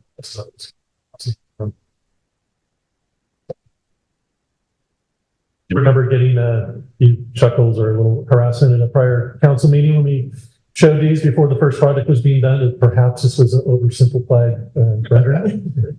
However, I'll say that the point was that a lot of stormwater infrastructure is really underground, and so if it works right, no one ever sees it, thinks about it, or anything. The reality is, and we'll see some construction photos in a minute. I'm sure most of you remember, but we dug up that whole area on the bottom left. That's kind of dark color to render fresh pavement. So it was a very, very large hole, but by the time you get it all covered up and then paid back over, that it really is about all you see when it's all done. It's fresh pavement.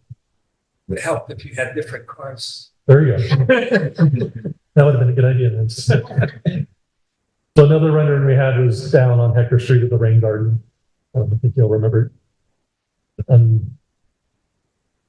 Half parking area, the intersection was not well defined. I will admit the rendering maybe hasn't quite come to fruition. The plants there are not quite that vivacious or colorful, but it did give people an idea about what we're trying to change in that particular. So here are some construction photos. This was the first phase. The one on the upper left is the street right on the ocean. one of the grassy swales that we were doing. So the water board really wanted to use grassy swales to help for pre-treatment of stormwater, which is very common as management practice. And so, but we also had limited parking and then character, so we're trying to incorporate bioswales and some incorporate parking. The middle picture on the upper side is the Hector Street rain garden right after it's planted. And then on the right is, I think it's on Ocean, if I recall, that it's one of the large infiltration chambers. So these are, water gets into these, it's stored, and then there's perforated on the bottom. So then they slowly leak out, basically, water slowly gets down to the ground through time. And the picture on the bottom is the one right out front. We basically had inside off the sidewalk, had to dig a very deep pit. And the reason for that, again, we're using gravity. We were trying to pull as much water away from the bluff as we could. So it went all the way down to West Street, and we put in drainage inlets and then brought that water back towards the Mill Creek drainage. Because from a bedrock perspective, there's kind of a ridge that goes through town. So we were far enough away from the bluff that this water is not going to go towards the bluff, it's going to go towards one of the drivers first. Be concerned about bluff stability and trying to improve it. Next slide. This is more of our recent project over the last couple of years. So on the upper right is on Underwood, and one of the new grassy swale areas that we're using right near that empty lot that comes off the school ground, and it's quite a bit of water that comes off of the school grounds. So this bioswale in that area really captures a lot of that flow and helps infiltrate it. On the upper left ended up being the largest infiltration area, which is the lower parking lot. So a good photo of Patrick Sullivan on our team and the state beach in the background. But these were all the water that we couldn't infiltrate in dispersed areas ended up on the hill, of course. And so fortunately there was enough room down there, and the city had enough property down that we could infiltrate the remaining assets. On the lower left is another part of the drainage network that we're putting in drainage inlets and pipes, and there's of course more water going down, so water pipes went all the way down the hill. And then we're also able to do a couple of improvements on the pedestrian access. This is one of the manholes. This is just more of a typical kind of junction box, for lack of a better word. Capturing that stormwater, get safely downhill. And on the bottom right, this is one of the pre-treatment units. So this is a very deep pit, which it looks like. These are very large. This happens to be the largest one, which is down in the parking lot again. But every infiltration area has a pre-treatment unit. So regardless of whether or not we were able to utilize bioswales, any water that's collected that's going into the infiltration area has one of these pre-treatment units. So the pre-treatment is referring to water quality. So it's pulling out solids like garbage. It's also allowing like sediment, debris, sand that blows around to settle out before it goes into infiltration areas. It has a chamber that slows down water enough to be an oil water separator. So we're trying to pull out as much pollutants as we can before we put the water in the infiltration system. And for two reasons. One, that water is going to infiltrate groundwater, so you want to pull out as many pollutants as you can. Also from a maintenance perspective, we just let all those pollutants go into the infiltration chambers. Eventually they could clog, and that would be a big maintenance nightmare for the city down the road. So for their longevity, not as much like this. So yes, lessons learned. Bioswales the first year were not real popular, and the city council heard that. We heard that. So what we did was we changed the design. We were still getting pressure from the state board to try to include bioswales wherever we could, and they were really pushing for a lot of bioswales. And then the public wasn't thrilled about it. So when we really got into it and tried to hear what they weren't happy about, it was really that they were too concave, so they were too deep. They held too much water. If they're trying to park or walk through it, they felt like they needed, hip boots to get through it, which was not really the intent. We were honestly, even from the engineering side, not super thrilled with the actual product of the permeable paver that we used. And then we were trying to balance that permeableness with getting a good sturdy parking area, and it probably compacted a bit too much at the time. So it didn't work out as planned. We changed it the second phase when we were doing work on E Street, and then we changed it again slightly on this latest one. So again, the is on Underwood, and this was the latest one, so it's less concave, different permeable pavers, different structural. So it's still going to end up being grassy. People can still park on it. it's going to do a better job of capturing the rainwater, providing some treatment before or pre-treatment and infiltration.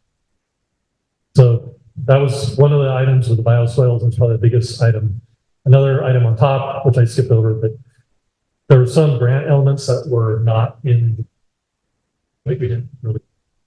It's a great idea if we could do rainwater collection, kind of show how that can work. Encourage others to do that in the city.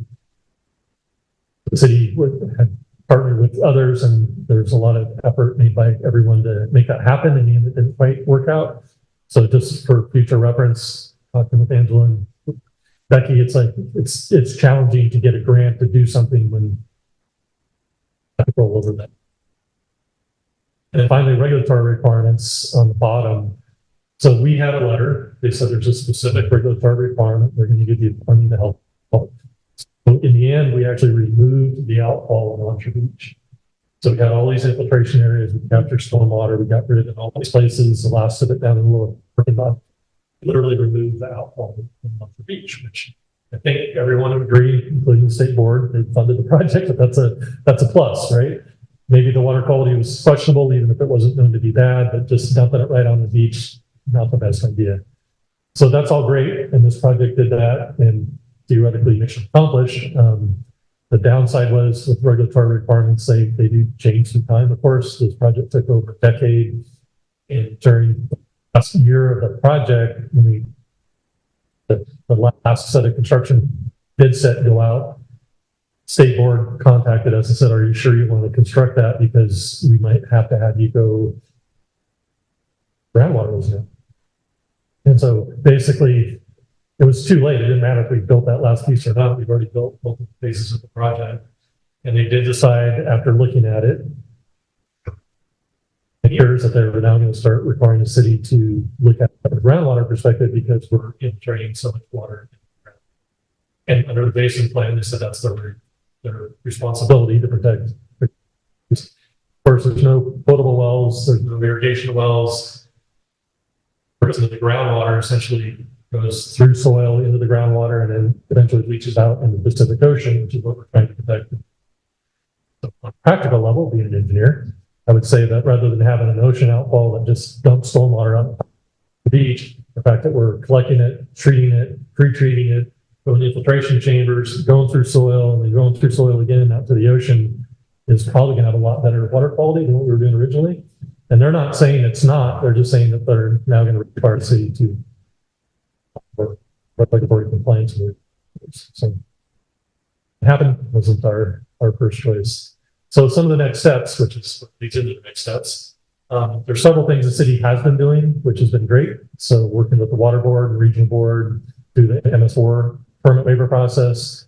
So the ASDS is what triggered the MS4. Otherwise, MS4 stormwater rules are really started to be cities over 100,000 population, cities over 10,000 population, or in special cases. And Trinidad is special, and they had an area of special biological significance. So they also ended up under the MS4 permit waiver process. And we're hoping that the alcohol is gone, that might be able to go. The city's also continuing to participate in the Trinidad Bay Watershed Council, which they've been doing for years, working not only on the ASBS, but other local watersheds. Also, the city's been a member of the North Dakota Stormwater Coalition, so that's leveraging cities, Eureka, Arcata, Fortuna, others, and trying to utilize that local knowledge, strengthen numbers. They're still doing that, which is great. Next slide, please. There's one last piece of the project, and the grant actually expires into this month. So there's one last piece we're trying to include, which is interpretive sign. This is a graphic of the proposed interpretive sign, which would actually go right out here between City Hall and the tennis courts. So it'd be right on the edge of the sidewalk, so people walking by could see that. So that's, we're hoping the contractor has that, and they're trying to get it made and see if they can get it installed by the end of the month. So it's the last piece of the project to be done. But then also with the completion of this project, we're also working on the coastal watershed management plan through the coastal resilience action plan. So that's with multiple local partners also to address not stormwater specifically, but more climate change and change ocean levels and specifically some of the impacts. Actively working on that, which also could have some stormwater. So please, Becky's going to get up and say a couple of things, but this has been a huge group effort. There's been a lot of staff and people at the city on one person. There's a lot of people at VHD. There's been a lot of other partners. There's been a lot of regulators that have helped, funders that have helped over the years. So it's been a huge project. We have a lot of people that have helped. Yeah. Thank you. I don't have a lot to say, but I just wanted to really echo what Steve said about how from the very beginning, it's just been a very collaborative effort with the Trinidad Rancheria and toward the end, the Yurok tribe and the land trust and many groups that sort of cheered us on or helped in one way or another with this. And kind of going back to the beginning, Chiwi Lin, who was the mayor when the letter came, I think, or right around in there, he really was proactive. After getting that letter and going out for a planning grant, and he didn't do it alone, you know, it was a big group effort, but I really appreciated his leadership. And he was a scientist, and I can't remember what I think he was a chemist or biochemist or something. So it wasn't exactly his field, but he really took it on and, you know, organized the city to be able to do this. So I just want you guys to appreciate how, you know, how long this has been going on, and there's a lot that the city has learned over these years, and there's still, you know, like as Steve said, the story's not over because we now have another permit to address that I don't know, wasn't kind of came up as a surprise, you know, right after we awarded the construction. So anyway, I'm just thanks to the GHQ team at the start out as Windsor and Kelly, SHN, which was Streamline Planning. And anyway, so I'm not sure what's, you know, the next part, but the coastal resilience planning process should kind of launch us into another series of ways to address issues. The coastal resiliency. Do we have any water data from past times before then current? Yeah. So the final project report that's a deliverable for the project, we actually compiled, Steen Trump, who is our monitoring consultant, compiled water quality data from 2012, which was the first round of monitoring that supported our waiver of the prohibition of discharge into the ASBS. So that was the initial water quality data.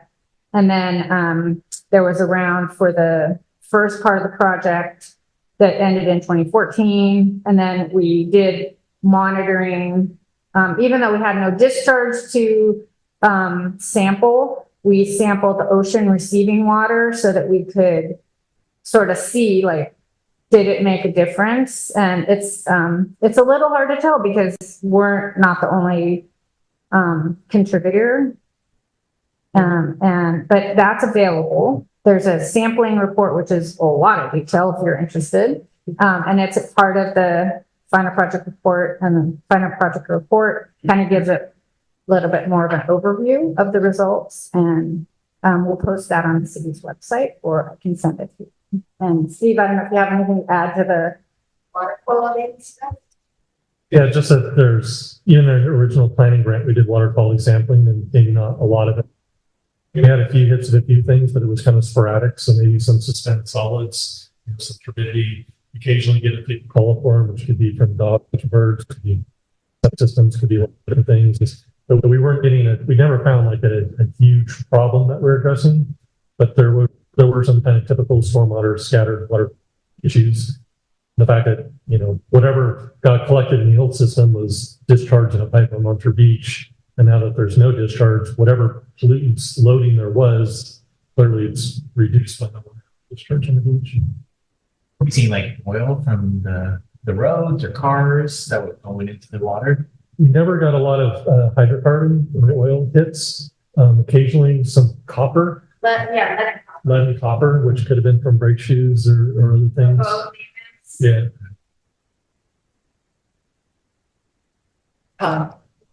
I moved here only a little over a year ago, and I am knocked out by seeing this because I missed all the big pipe part.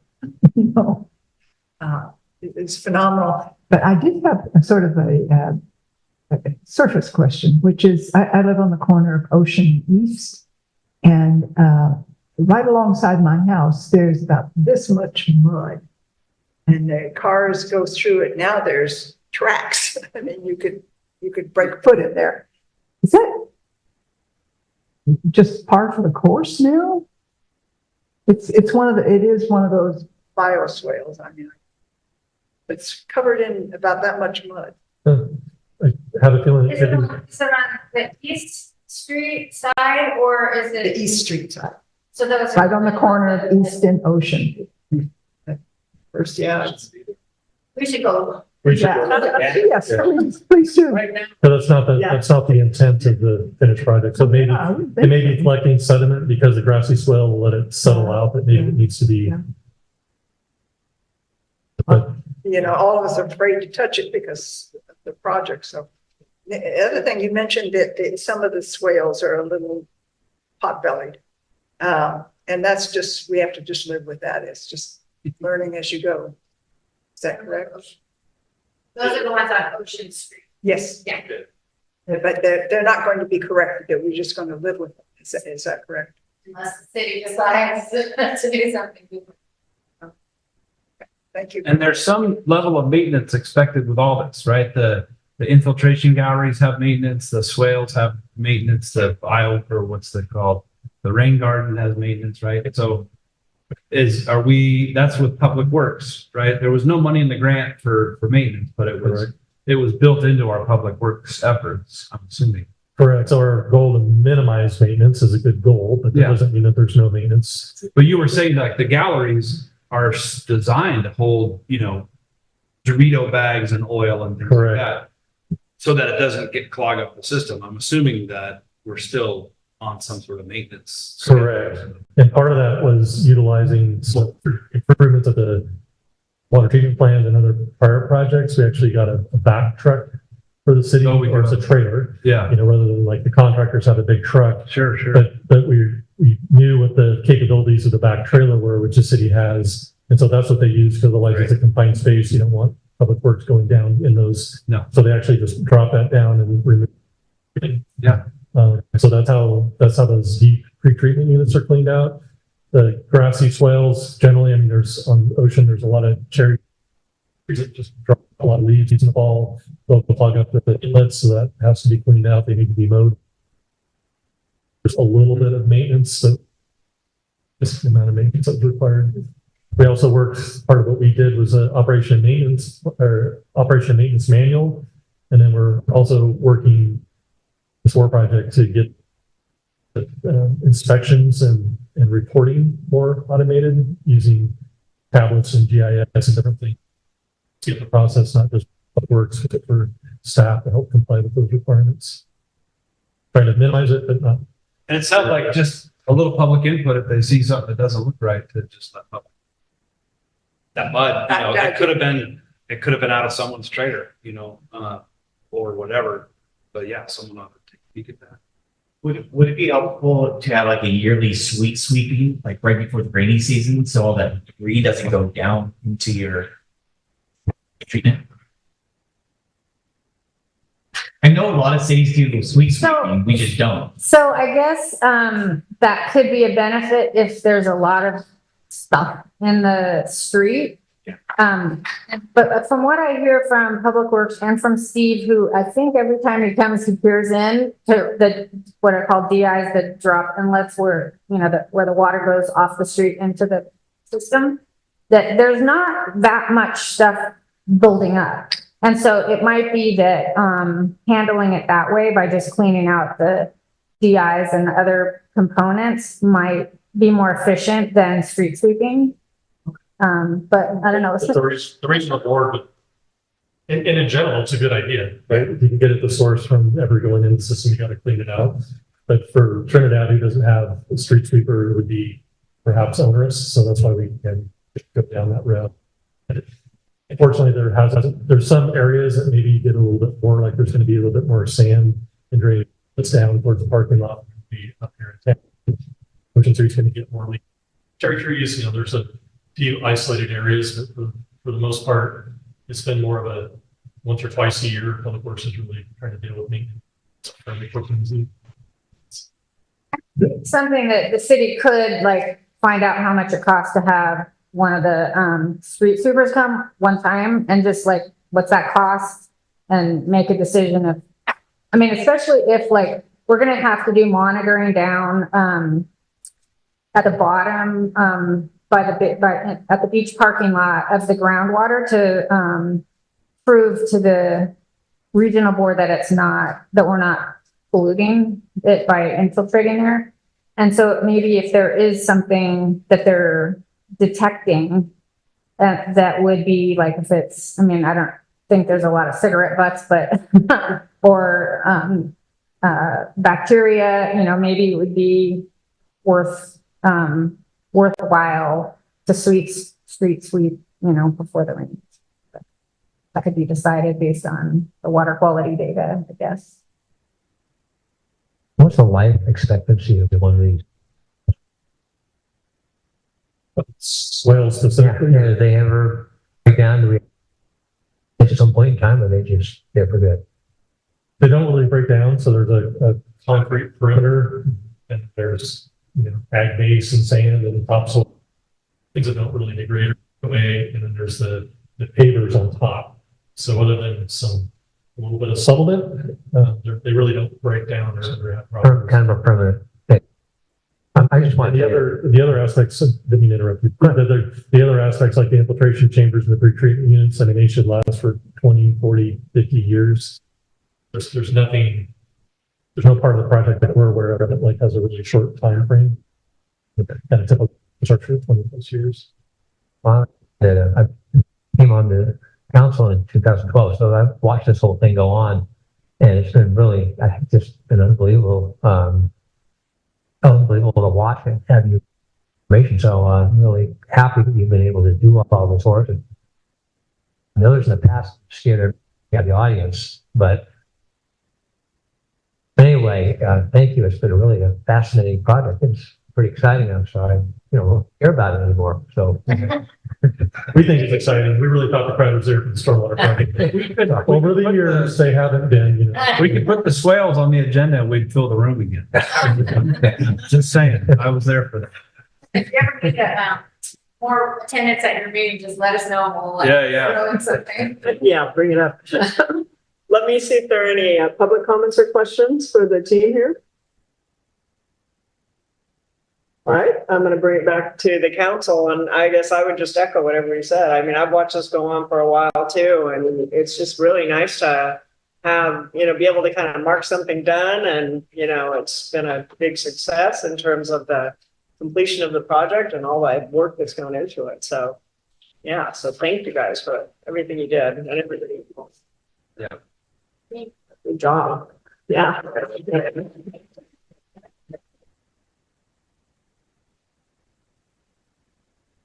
All right, so our next topic is, we had discussed at the last council meeting, the discussion decision regarding the preliminary draft accessory dwelling ordinance, so the ADU ordinance. And so we're going to kind of continue the discussion from last time on that. I'm going to turn it over to Trevor, Eli. Trevor, do you want to kick us off on that?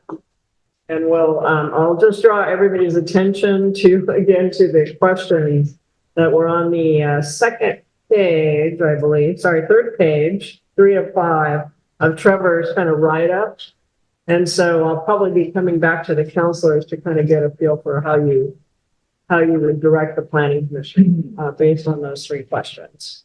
Do we have the 3 questions back on the screen? Yeah. Yeah, if we can pull them up, it's on page 3 of 5. That's a good idea. We can, yeah, Page 250, if you're looking at. yeah, thank you. That was big enough for actions.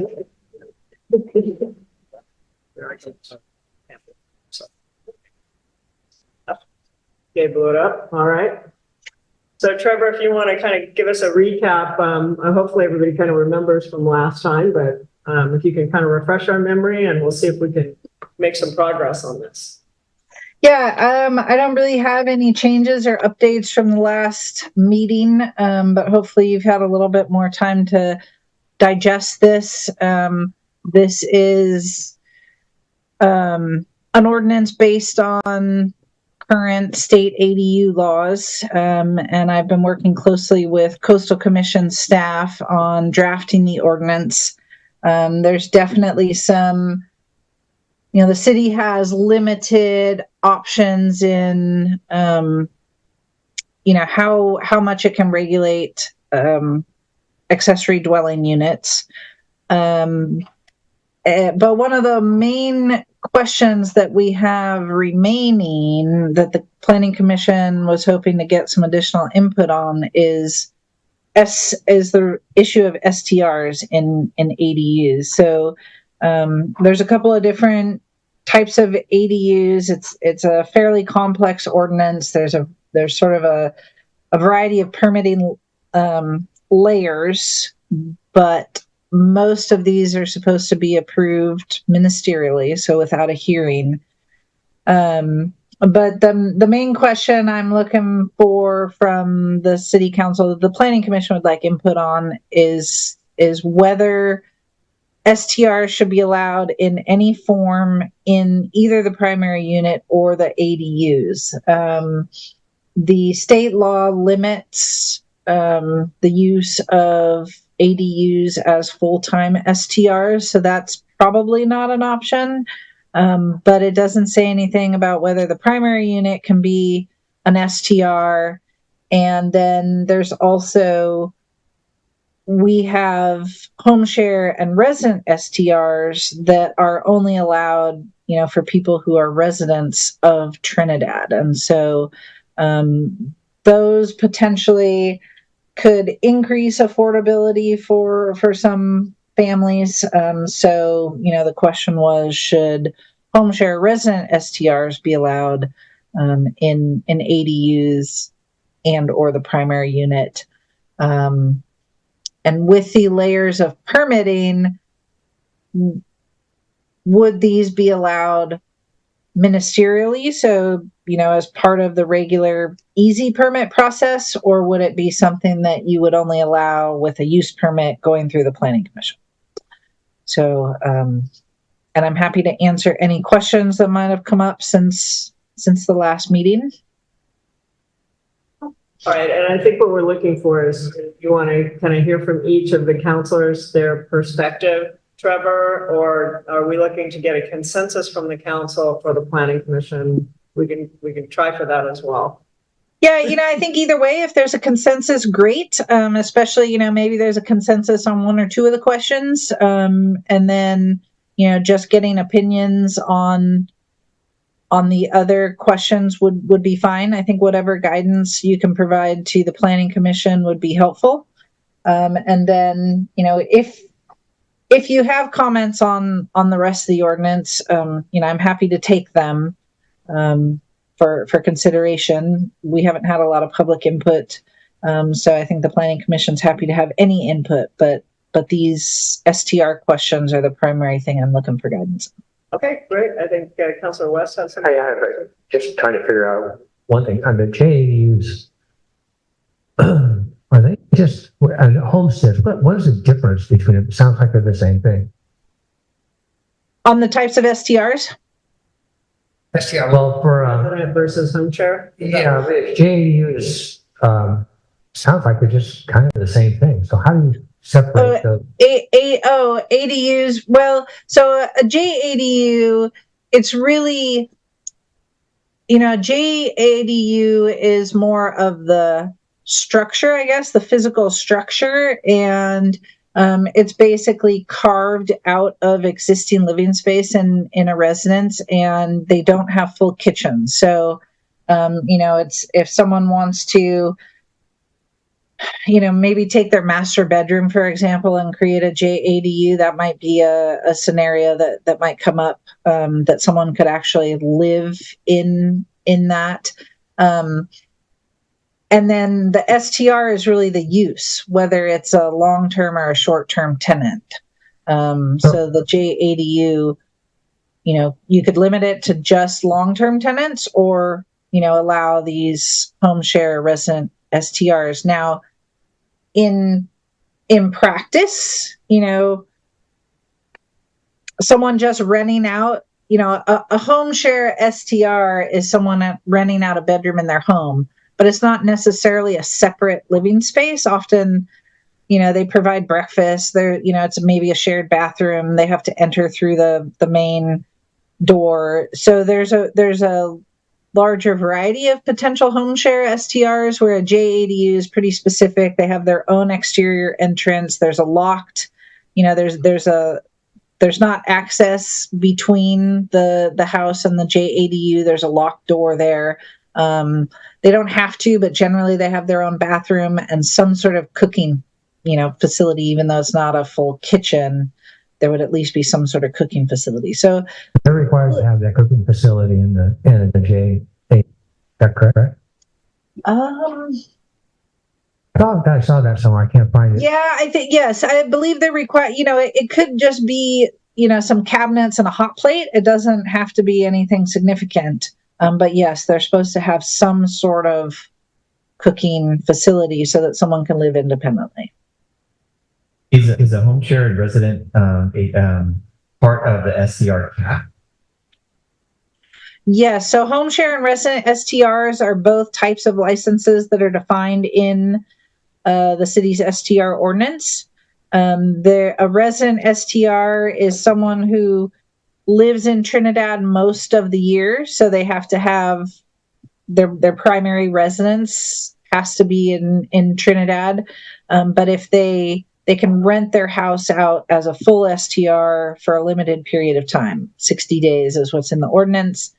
A home share STR is where the occupant, it doesn't necessarily have to be the owner, but the resident, the occupant that lives there, rents out a room in the home while they're on the premises.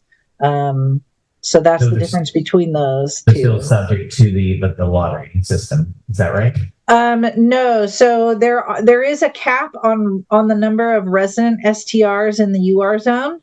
There are no caps on them in other zones, and there's no cap on home share STRs. So they are not subject to that 32 citywide cap.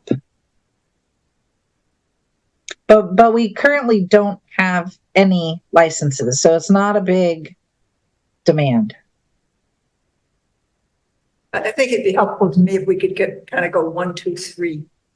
So I could hold it all in mind. It's a lot of Start with the first question. Yeah, right. So can I take a stab at something, Trevor, and then you can correct me if I'm wrong? Because one thing that always helps me with these kind of things is thinking through the scenarios. So should the primary unit be allowed to be a full-time STR? And so I thought, well, let me think of some scenarios. So I own a residence, I currently live in it, and then I build an ADU. And then I could move into that ADU and rent out the primary residence as an STR. And so that would be kind of a net zero in terms of adding a month to month. In other words, we wouldn't add a month to month rental because now I've simply moved myself into the ADU and I'm renting out my house as an STR. So, so that's one scenario. Another is I'm an investor. I have a house already on a piece of property and I add an ADU and I rent that out month to month.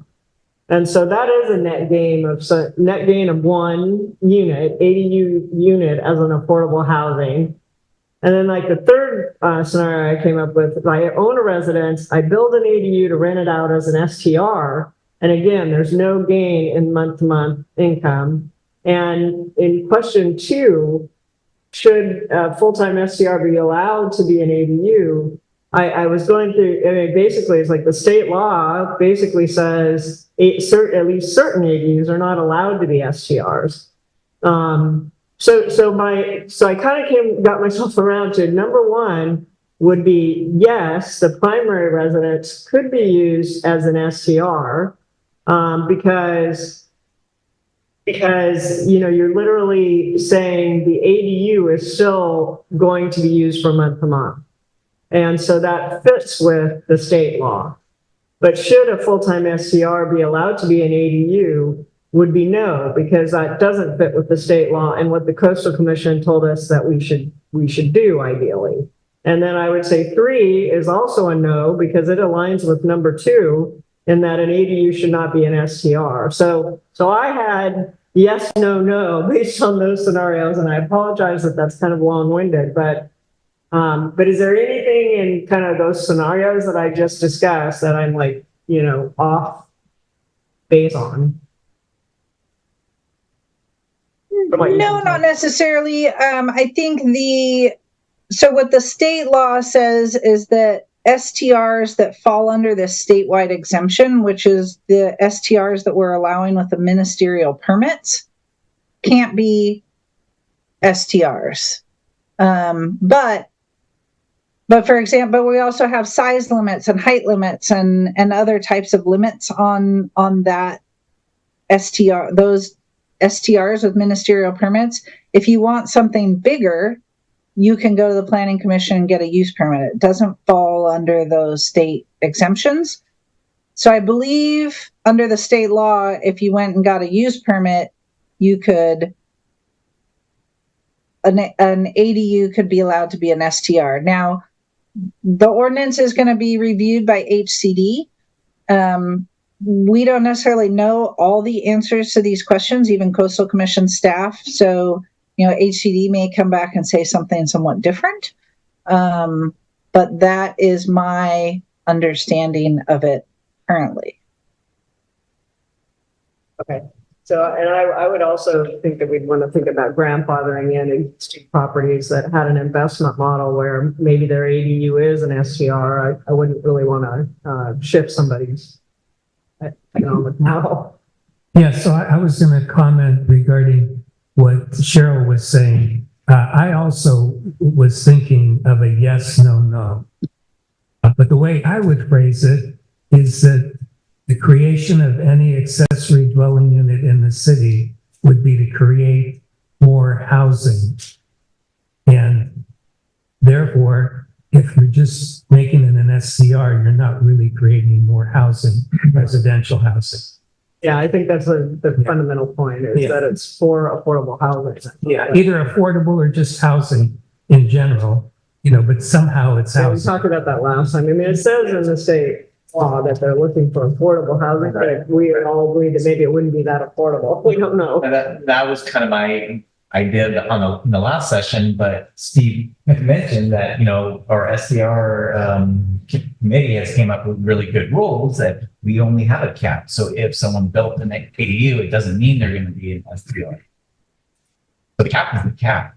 So it would maybe limit the investment if we put all these limitations on an ADU. Like, if I wanted to build an ADU or my neighbor wanted to build an ADU, and then they said, well, they're maybe not, because there's no hope for me to ever make that.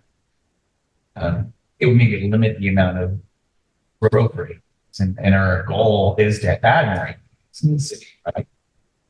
You're saying that Or in the state. Yes, that's the state. And I'm sorry, Jack, you're saying that if don't allow ADUs to become STRs, even if they win the lottery.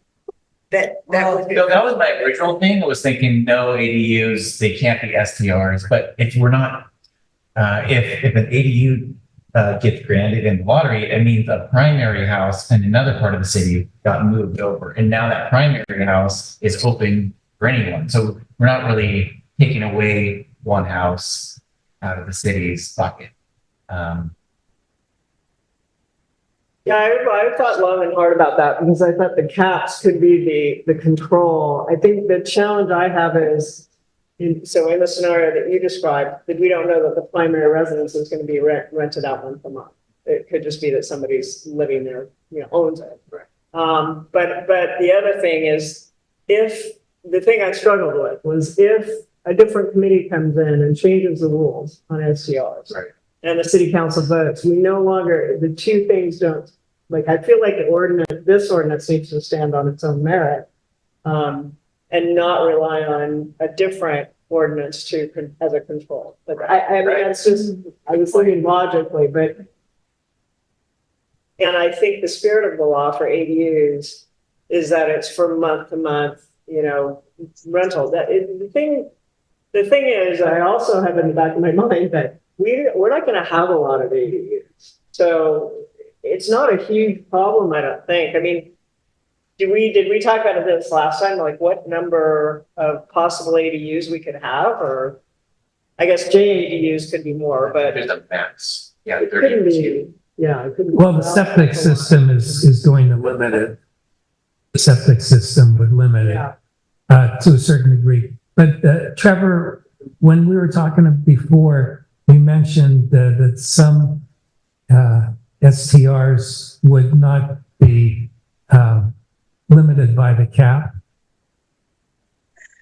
Yeah, so the cap of 32 only applies to full-time STRs. And I think the difference is that the home share and the resident STRs have to be operated by residents, so they're providing income to residents of the city. So, there is a possibility that, being able to rent out one or the other as some form of STR could make, buying a house in Trinidad more affordable for some families. So I think that was sort of the idea of thinking about the home share and the resident STRs differently.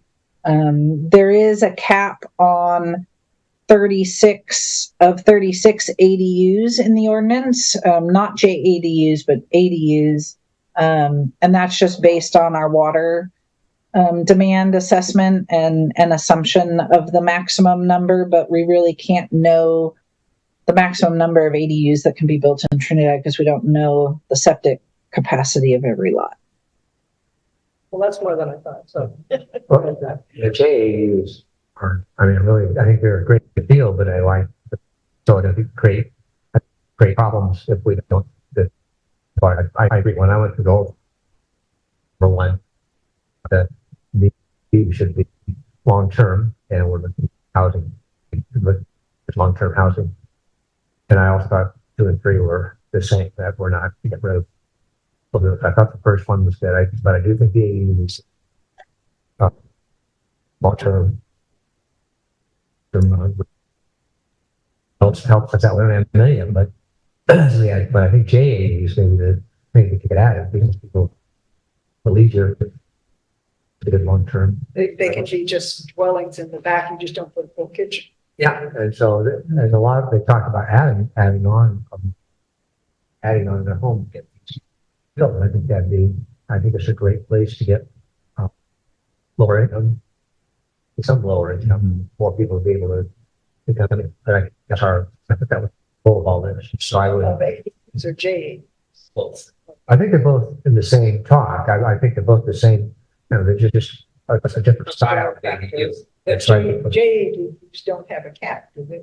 Well, that's why I like the ADUs just generally to be long-term rentals. So they don't have to worry about capping for that. I think people can just get a permit. I don't know what the permits are going to be like and how that's going to work, but you get a permit, you can have a JADU or an ADU, and then that would be a rental income that you could have. I like that. I think it's a great way of getting more people in here and possibly keeping some people happy because they have a lower cost. Trevor, what would be the difference between building an ADU and a JADU, except that you can't have a full kitchen? But well, you don't build a JADU. Basically, you carve a JADU out of your existing house. Would you convert like a garage into a JADU? Is that what you're thinking? Potentially, yes, but for the coastal commission, if you're converting non-living space, then it's development and it requires a CDP. So you're bumped up into a different permit category. So because the state law is a little different from coastal commission. So, but if you're building a JADU that is converting only existing living space, including a bedroom, then the Coastal Commission doesn't consider that development, and you don't need a CDP. You just need a ministerial ADU license from the city. And then it's like a building permit, basically. It can't be bigger than 500. Oh, sorry. I was gonna say, it can't be bigger than 500 square feet at all, right? Is that the limit on it? That's the limit, yes. But you could potentially create an ADU by carving. You do have to carve at least one bedroom out, but then you could convert a garage as well. And that could be a JADU under the state law, but you'd still need the CDP part. It just changes the permitting a little bit. I have to ask on this. They may remember. I don't think. I don't remember. I don't recall us. We're having a really good discussion. So, any other, thing you want to get on the record just now? Otherwise, I'll go to public comments. We'll come back. See, okay, I'm going to go to public comments. Any public comments regarding ADUs or questions? All right, great. Then I think I'll bring it back to the council. So what I hear us saying is we have some different perspectives potentially on question 1, 2, and 3. So why don't I do this? Why don't you go through each question? I'll ask for a show of hands for yes or no. Okay.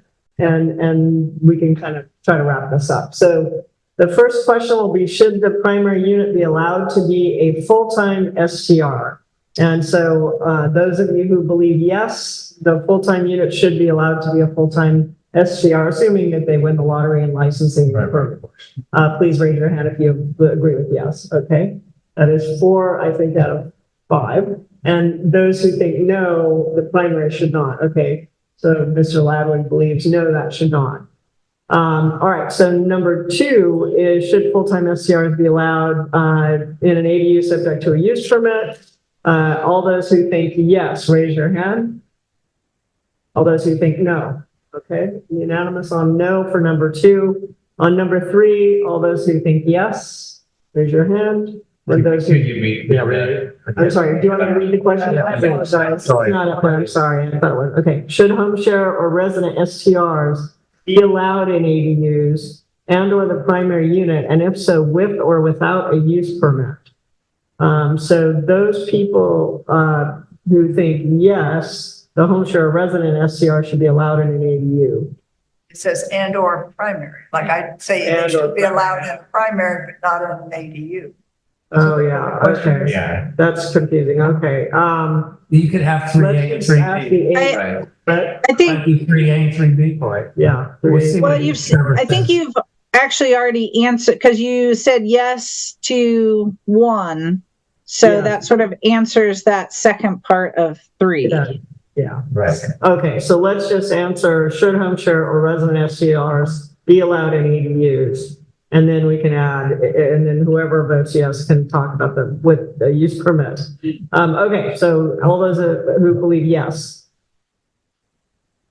Okay, all those who believe no. Okay, that's unanimous as well. So we won't answer with or without a use permit because we're saying no.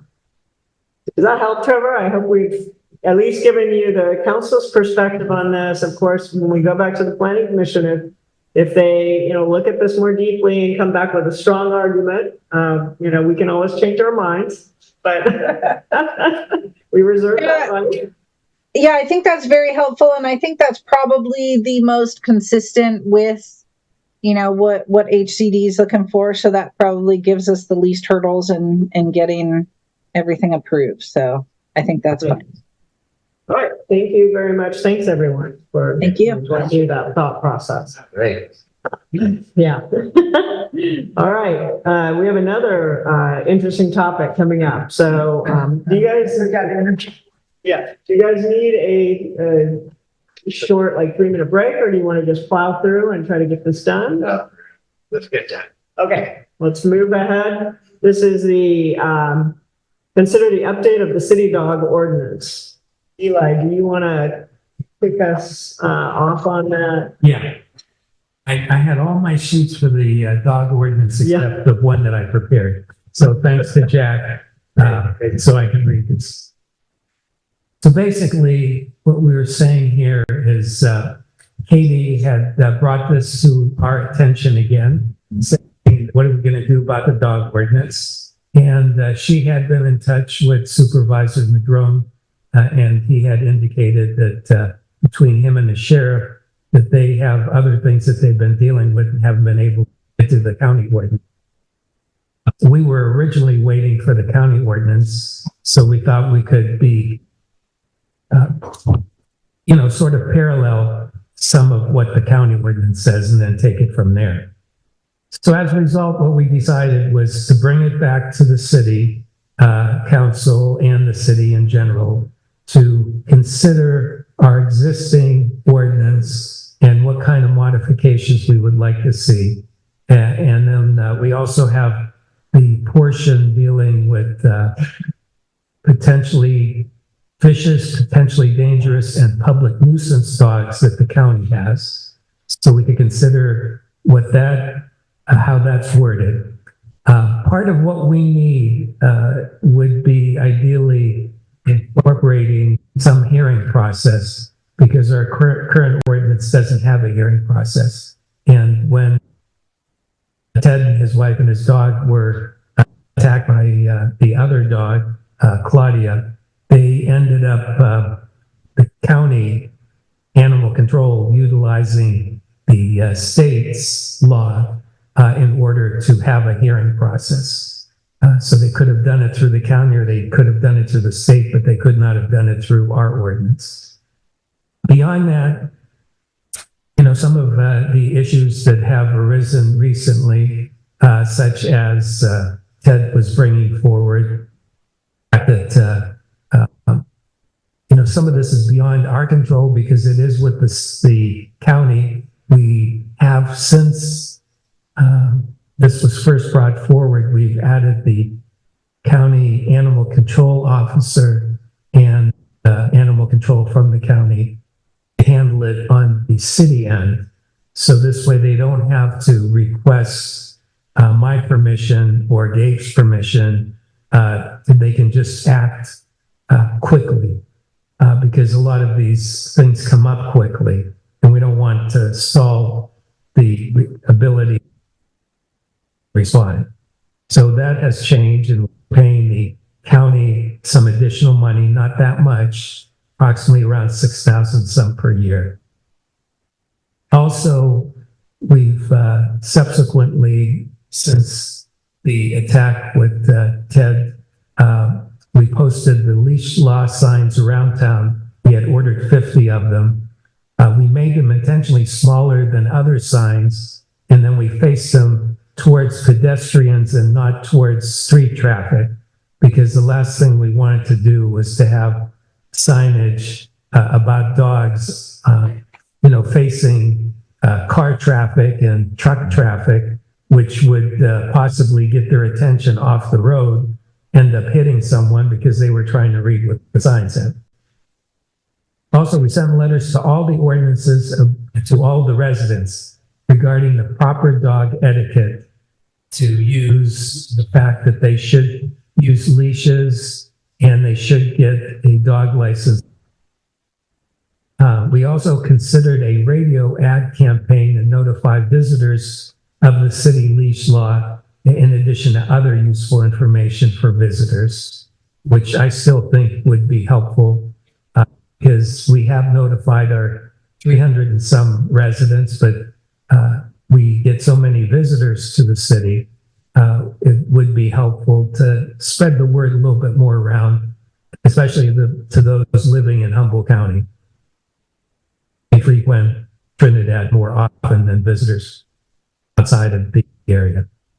And then a seasonal leash lending library set up in front of my office, where think Jack Tuttle had put the original leash there, which hasn't been returned. Jack put it. Maybe. Sure. Yeah, I put, Oh, you put it? it's in there too. Yeah. It Oh, was okay. Jack's idea. Oh, yeah, it was, okay. So anyway, the lending didn't work well because they haven't returned it. So, but I think they're fairly cheap. We can buy a few and have some extras here and there. So basically, we wanted to bring it to the council and the public to revisit our ordinance, add some kind of a hearing process, and then consider any other modifications we would like to do in the meantime. So leave it at that. I do want to talk about the ordinances, but I want to talk about more than the ordinances because if people with dogs in the city aren't aware and conscientious, the ordinances that's really the tail end of the process. So what I would really like to see is a push for awareness that the city, town hall is where you come if you have an awareness of a dog that's been aggressive. For example, this dog, Wanda, who's been such a poster child, was known to the neighbors to be aggressive. She was known to get out of her enclosure. The people in that, right there at the end of Wagner, told me they wouldn't come out of their houses when she was out. Now, why wasn't that reported? Because, people's awareness of, well, what the good is it going to do or nobody. So that's why I would like to see, through the licensing thing, I'd like to see a real drive, and on the licensing paper, that people fill out, to have some information about aggressive dogs, vicious dogs, and, sort of a 1-2 and you're out kind of thing. If the dog is reported twice, it goes straight to a hearing, maybe. That's where the ordinances would come in. But I think the ordinances are sort of the tail end of awareness. Now, I don't want to make work for the staff, but I don't know what else to do except that if people really know that it matters and that we're on it, and promoting the leash laws, but also if your dog attacks another dog, if your dog is known to be vicious or any of those things, that there's a procedure and that it's followed through on. This, I think we wouldn't have had the problem we did with Wanda because she would have been reported on a first-name basis with this dog in your lives. Okay. I thought it was Claudia. Claudia. What? Claudia. Claudia's the dog. Oh, Claudia. Okay. Sorry, Wanda. It's such a nice name for such a Claudia, mischievous dog. So I haven't thought it all the way through, but it just seems to me that it is like with the septic suit, that was such a great process because everybody's awareness went up, and so I think we need something of the same sort.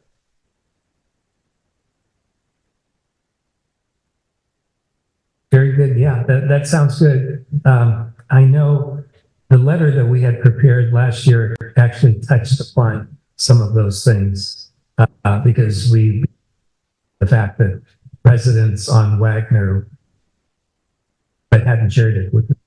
So we encourage people in the letter to share it with the city. So one thing that you did mention is when people renew their dog permits that we can, have some materials prepared we can share with them. And I know that you, along with Cheryl and Jennifer, had talked about possibly canvassing the neighborhoods. So those are several, good ideas. Yes. We don't have any way to enforce it here in town. We have no sheriff. We have these nice, pretty signs, and I love the signs, but there's no way to so maybe what I would have liked to see on the sign is see a dog off leash, call animal control with the telephone number. Mm-hmm. And then it'd be like, oh, my dog's off leash. I don't want someone to call animal control. I'm going to put him on a leash. Instead of a little ordinance that says, hey, I should have done it. Because yeah, if there was a telephone number, I would have, I could tell you, see that throughout my neighborhood on a daily basis. And it would frighten people that wouldn't have their dog on a leash. So I would like to see dog off leash, call animal control immediately with the number. So Jack, you're suggesting that people who see a dog off leash, they should immediately, I mean, I'm concerned about people just running up and calling on a guy with a dog off leash, just because it's. Well, it's the naughty people that will be like, oh, I should have. But you're gonna have to tell them that you're calling about the dog off leash. I think that's concerning a little bit, that we're a lot I have to tell, like, I have people walking down the street all the time that they don't want to. I know, but then calling it about, I guess it's possible, just same time. I'd like to see something that was more, that we could define it a little more immediate. For one thing, I know a lot of, I would think about someone like, hey, walking the street, some of the guys I've seen about with dogs off leash, I get a little concerned about, and a little sketchy a lot of times. I don't want her calling in front of me. And, you know, oh, you don't, you could just, but they don't. They call. I mean, animal control is a long way off. They're not going to come racing out. I'm just not sure how effective that would be. I think the idea is good, but I'm not it's sure. more to frighten the person with the dog off a leash. Yeah. Well, you got to find them. And if they have animal control come down here, they're going to take 15 to 20 minutes to get here, and then you're going to have a dog. Yeah, I mean, most likely animal control not going to come down, but just to have that fear, the person that's walking down the street and sees, oh, my dog's off a leash, and someone's going to call. If they know. Yeah. I just wanted to. The sign itself doesn't make me fearful of walking my dog off a leash, but if it said, if you see a dog off a leash, call animal control with a telephone number. That would get me kind of fearful, and I would put my dog on a leash. I want them to know this. They just turn out. I've got dogs off leash on I don't know. I want to call in front of them and let them know. Unless it's not like you have to do it in front of the person. You could see them walking down the trail. And So yeah, some people recommend videotaping and sending that to for example, but that, you know, would probably, you know, I think you pointed out to me that somebody might see that and become aggressive or whatever because they don't want to be videotaped, but. We did have that in town once when we had it. They had some problems with dogs there, and they started pulling out a camera, and that started the problem. I mean, I think last time we talked about raising awareness, how do we enforce, and then codification of the ordinances. And so awareness, we've done some things. It sounds like the council would like to see maybe a little bit more in terms of awareness. Particularly awareness about what do you do if there's an aggressive dog, much less a vicious dog. But there is something you can do, and you can stop this from becoming a real problem where somebody gets hurt. I think that's a good point, because I think the awareness part of it is the personal responsibility. If you are walking and you see a dog off leash, right? So like first, you know, it's avoid the situation if you can, right? Like you shouldn't, if you have a dog especially, but let's say you avoid this situation. I spoke to a dog trainer today and asked her about this. And one of the things she said was, look, if you see you know, if there's a dog coming at you, like I specifically mentioned Claudia, and Sure didn't Wanda. Yeah. and Wanda and Claudia, you know, all these random dogs. Anyway, she said that you could potentially not pepper spray, but like that pet safe spray can stop a dog that's just starting to think, you know, that it may want to come after you. But a Claudia type attack, she said a taser. I mean, she said the taser is the way you can literally stop a dog who's going into the red zone. But I will just say that, yeah, I think, you know, so if we could explain to folks in town that, like, just avoid the situation if you can and call it in. You know, but if you can't avoid the situation, you know, it's, you know, you have a stick or you have pet safe spray or you have, I mean, God forbid, a taser. I would hate for somebody to think they had to do that. But I'm concerned about enforcement because I feel like our ordinances between the state, county, and city are pretty good. Anyway, so, I'd like to ask, first of all, when I looked through this, I was trying to find exactly where it just even says, you know, we have to have dogs on leash, but I think that would be, we've got kind of two issues here, the vicious dog issue and the dog on a leash. They're two kind of different things. And we talked about possibly having, you know, we have people who could give out warnings or tickets eventually at some point, you know, where when someone's in town, like Gene, for instance, if he's around, he could be issuing initially warnings and then tickets if he sees people without dogs. And I think that would be not all the time, but we could have that if we have an animal control officer. I don't think ever just come to town that we get ever just come through, but we could have some people being able to give these warnings and tickets out so people see them happening. And I think that might help. I think that would be something we could write in and eventually create a reinforcement and actually charging people if they get a second time. So we would have a little bit of ability to actually find these things and get something done. It's not, I know there's not a lot, but it would be something. I think if people saw a few tickets being given out, they'd start thinking maybe we better get our dogs on the leash. People need to see it. And I think the combination of saying, you know, saying, you know, if you wanted, what you could do is call animal control and let them know. And if you think you could, if it's bad enough that you're concerned about it, that you could do that. And also I would like this idea of just getting all these different possibilities of things, all of them out there so people can recognize it, carrying some kind of item that we could even have some here that they could be carrying around that's not going to hurt anybody. they're really worried. Yeah. But I think that's the on leash general and the vicious dog is the most different. Yeah. Because we've got a lot, there's so much about vicious dog. It's just over and over again. Yeah. This is Ted. Can I chime in? Yes. Yep. I want to thank you guys because you've spent an awful lot of time on this question, and we appreciate it. I would like to say that the leash law really had nothing to do with either one of these attacks by Claudia. The attack on us had to do with negligent human who didn't keep the dog confined correctly. And by the time she attacked us, you know, leashes were not part of this equation. Well, except for the one on Stella, but that didn't help much. I think enforcement is the question, and it's as much a problem for the county and the state as it is for Trinidad. How do you do it? I mean, you don't have dog people running around, you know, citing dog owners, and that's that's sort of an unanswerable question.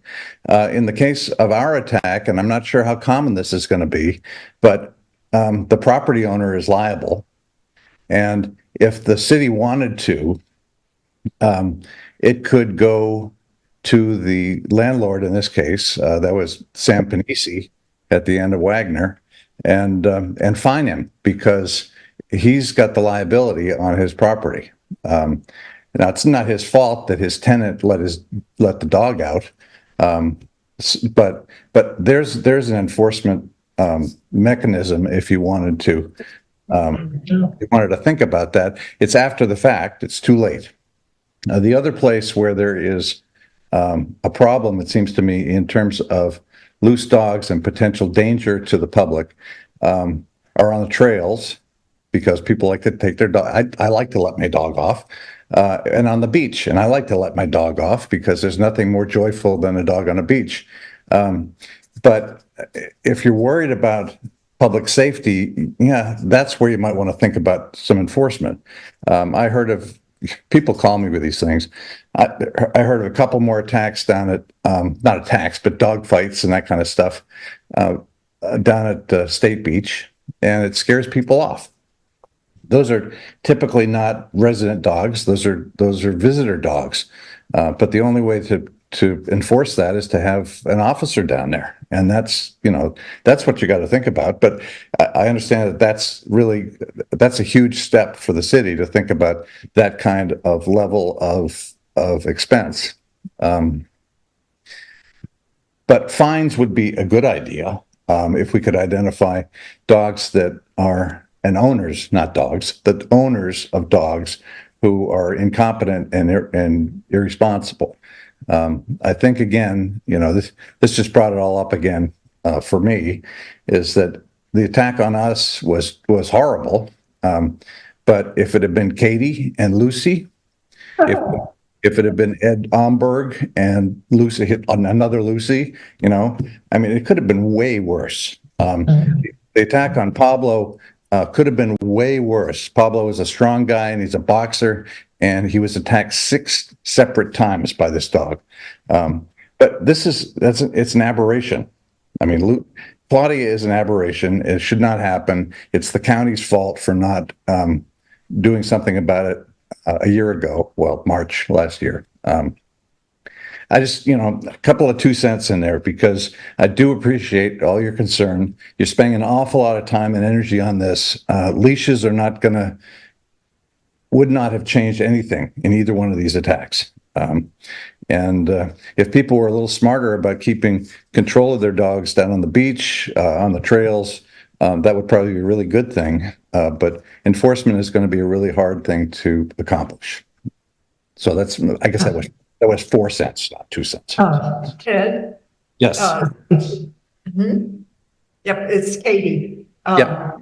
I think one thing that really could do is if the community is aware that reporting aggressive dogs, there's a procedure and it'll be followed up with, like, 2 reports of aggressive behavior, and there's a hearing on your dog. That would have gotten that dog, Claudia, apparently. Well, Claudia was judged to be vicious after our attack, and he blew dog. So, but the neighbors knew. Yes, no, that's good. But they didn't. There was no awareness such that they reported it to town hall. No, they should have called the town. Yeah. Yeah. Well, if we raise the awareness next time, I think that at least that particular stream could be stopped. Well, if they had called, and then the city had called Sam Panisi, the owner of the property, the landlord, and told him that he's looking at $1,000 fine or a $1,000 fine or something, that might have made a difference. Yes. Yeah. After a complaint. One of the things too is just we've talked about being able to dogs right away, but I also think if we have people who are occasionally coming by and they're willing to discuss laws, even to say, your dog's not on the leash. I think just the idea that we have people out there making an effort to watch what's going on with the dogs is going to get around it. In Trinidad, there's kind of issues we should continue. A little more careful. Yeah. We had letters from several women. Maria Bartlett was one, and Cindy Johnson, I'm not sure she did, but anyhow, being made afraid by dogs off leash. Not that the dogs were aggressive, but just they were big and their dogs are tiny and about a mouthful. So. Can I hear a little bit about this hearing process? So in the agenda, the recommendation is, or a possible recommendation is a hearing process for vicious dogs. What does that entail? Is that city staff time? Is that involving the county dog catcher position? What's going on there? Yeah, it would involve the animal control officer and through the county, through animal control. Because what I'm hearing is that we have a lot of stuff that has already taken place, and there are still these lingering issues that, in all honesty, is out of our control. Right? So, in the interest of moving this discussion forward, I would propose that we consider adding the hearing process for vicious dogs to our ordinance as another tool that we have access to, so that we have something, because you can't do anything if you can't reference an ordinance. Law enforcement has made it clear that unless it's in writing, they're not going to do anything about it. So let's put it in writing. Let's add one more tool. And I don't mean to in any way belittle what happened to Ted. It's just that the discussion that we were having is out of our control, right? We cannot hunt down a dog and that kind of thing. So let's instead talk about what we can do, which is the possible addition of a hearing process for vicious dogs. Steve, I completely agree with that. I don't think it's within the capability of the city of Trinidad to really enforce this much more than it's trying to do right now. There is a process in place. What happens is animal control requests a judicial hearing. And in our case, it was an attorney who conducted this hearing to gather facts from the animal control officer and from me. The guy who owned the dog did not show up, so it was pretty straightforward. And then there's a finding that the dog is vicious, and that's a specific thing in the state and county regs about what happens, and it means that law enforcement is supposed to check on this dog and make sure that, or they don't have to put it down right away, but they have to check on the thing to make sure that it's restrained appropriately in its yard and it's never off leash, etc. They don't do that because they got better things to do. But there is a hearing process, and so all you have to do is put in the city regs that the city of Trinidad would like to then enlist the county's ordinance and process when it adjudges that a dog is dangerous. Great. And if we can tap into an existing process, and again, we're just simply reinforcing, like you're saying, city, state, county, everywhere you go, you're going to run into the same situation for a vicious dog. So if we could add that to the ordinance, I think then that it would add one more useful tool that we've created through this discussion to minimize the number of times that things like this happen. So that's my suggestion. I agree, and I would see and raise. I would, sorry to use poker terms. I would say so. I think we have to add, in addition to the hearing, the notice of determination, the disposition, and the penalties that are also in the county ordinance. Because after the hearing, there's a notice of determination. To Ted's point, they decide is the dog vicious or not. And so you've got to have that in there. Is it potentially dangerous or vicious? And then what are the penalties? Because having the hearing without the guidance that goes with it, I don't think would have as much teeth in it. So, and adding all of that language to whatever is in the dog license, so on and so forth, highlighting it again will reinforce it so that the more times you say something, the more likely you're going to catch another person to. So I'm just looking at the stuff that's on the screen now about vicious dog and stuff. It just says that if a dog is vicious, well, there's nothing in that language that says how you find that. I mean, how you determine that the dog is vicious. So I think you need a little work in there.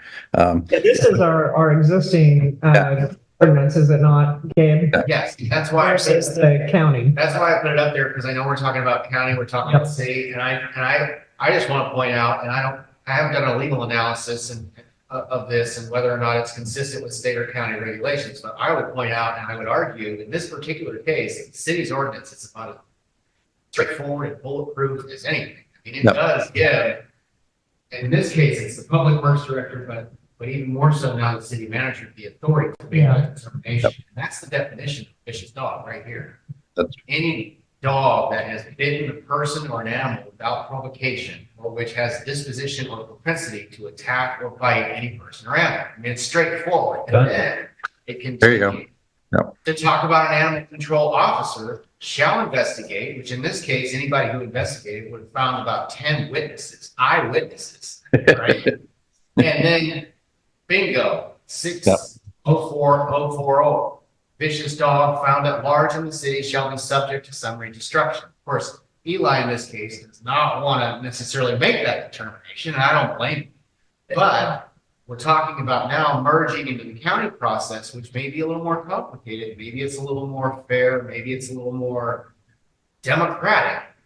But I think our ordinance, and I think it behooves us to kind of at least acknowledge the fact that this ordinance right here without a legal analysis to see if it could ever be challenged, if Public Works Director or somebody said, dog's vicious, apprehend it, destruct it, is about as straightforward as it gets. Well, do we want to change 604-120 then, that where it says animal control officer is the public works director? Because Well, that would be something. that would be something to update, because then maybe your point is, then if animal control is that presiding officer now, then they follow this procedure and we're potentially covered. That's might be a contract dance, because the county might say, well, if you want us to do it, you got to follow our procedures.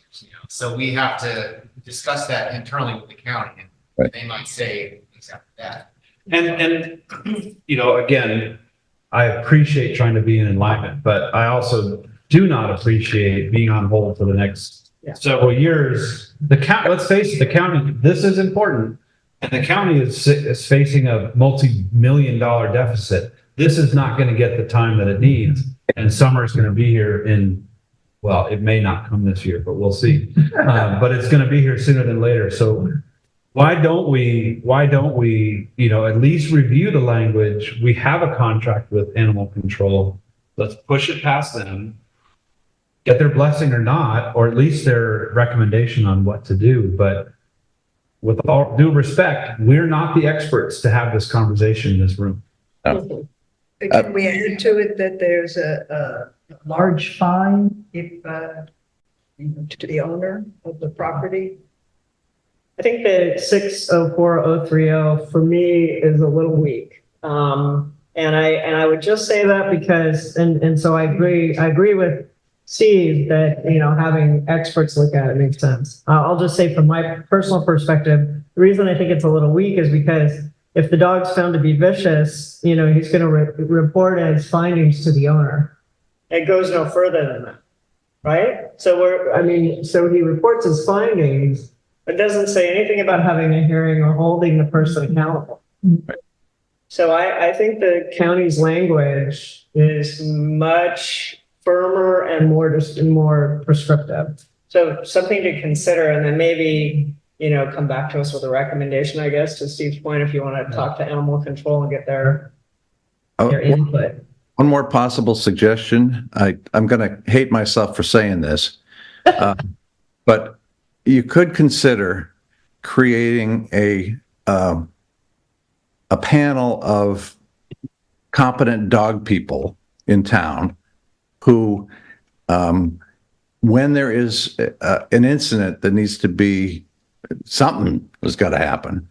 And if the dog and the owner can be located, would have authority to hold a hearing just in the city, even before animal control messes with it.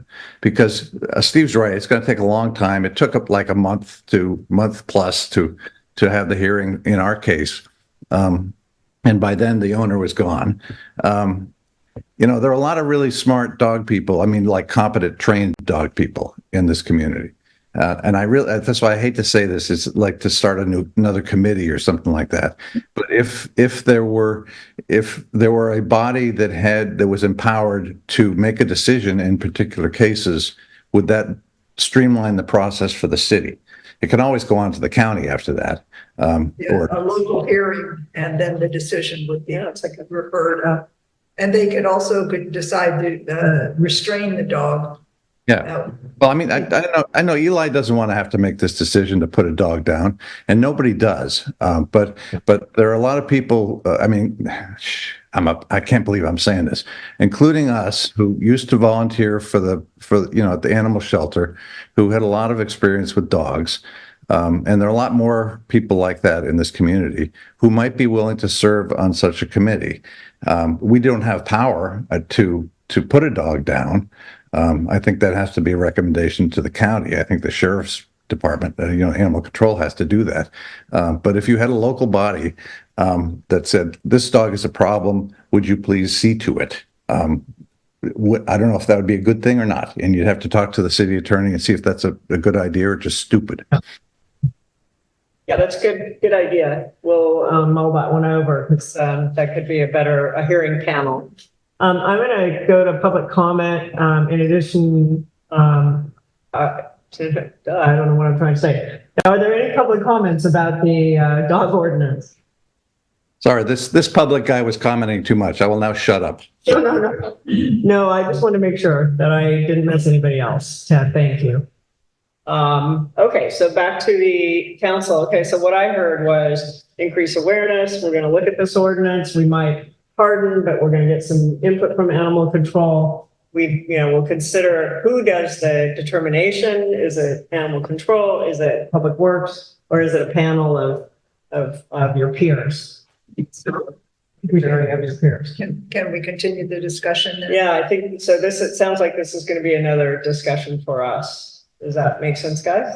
Is that what you're saying? I mean, if, once we hear from animal control, I think we'll have a little bit more of what we can farm out and what we can do in-house. I think that's what we're trying to figure out is to be timely. What can we do ourselves, but what do we need to lean on animal control for? That's their role. They're the experts.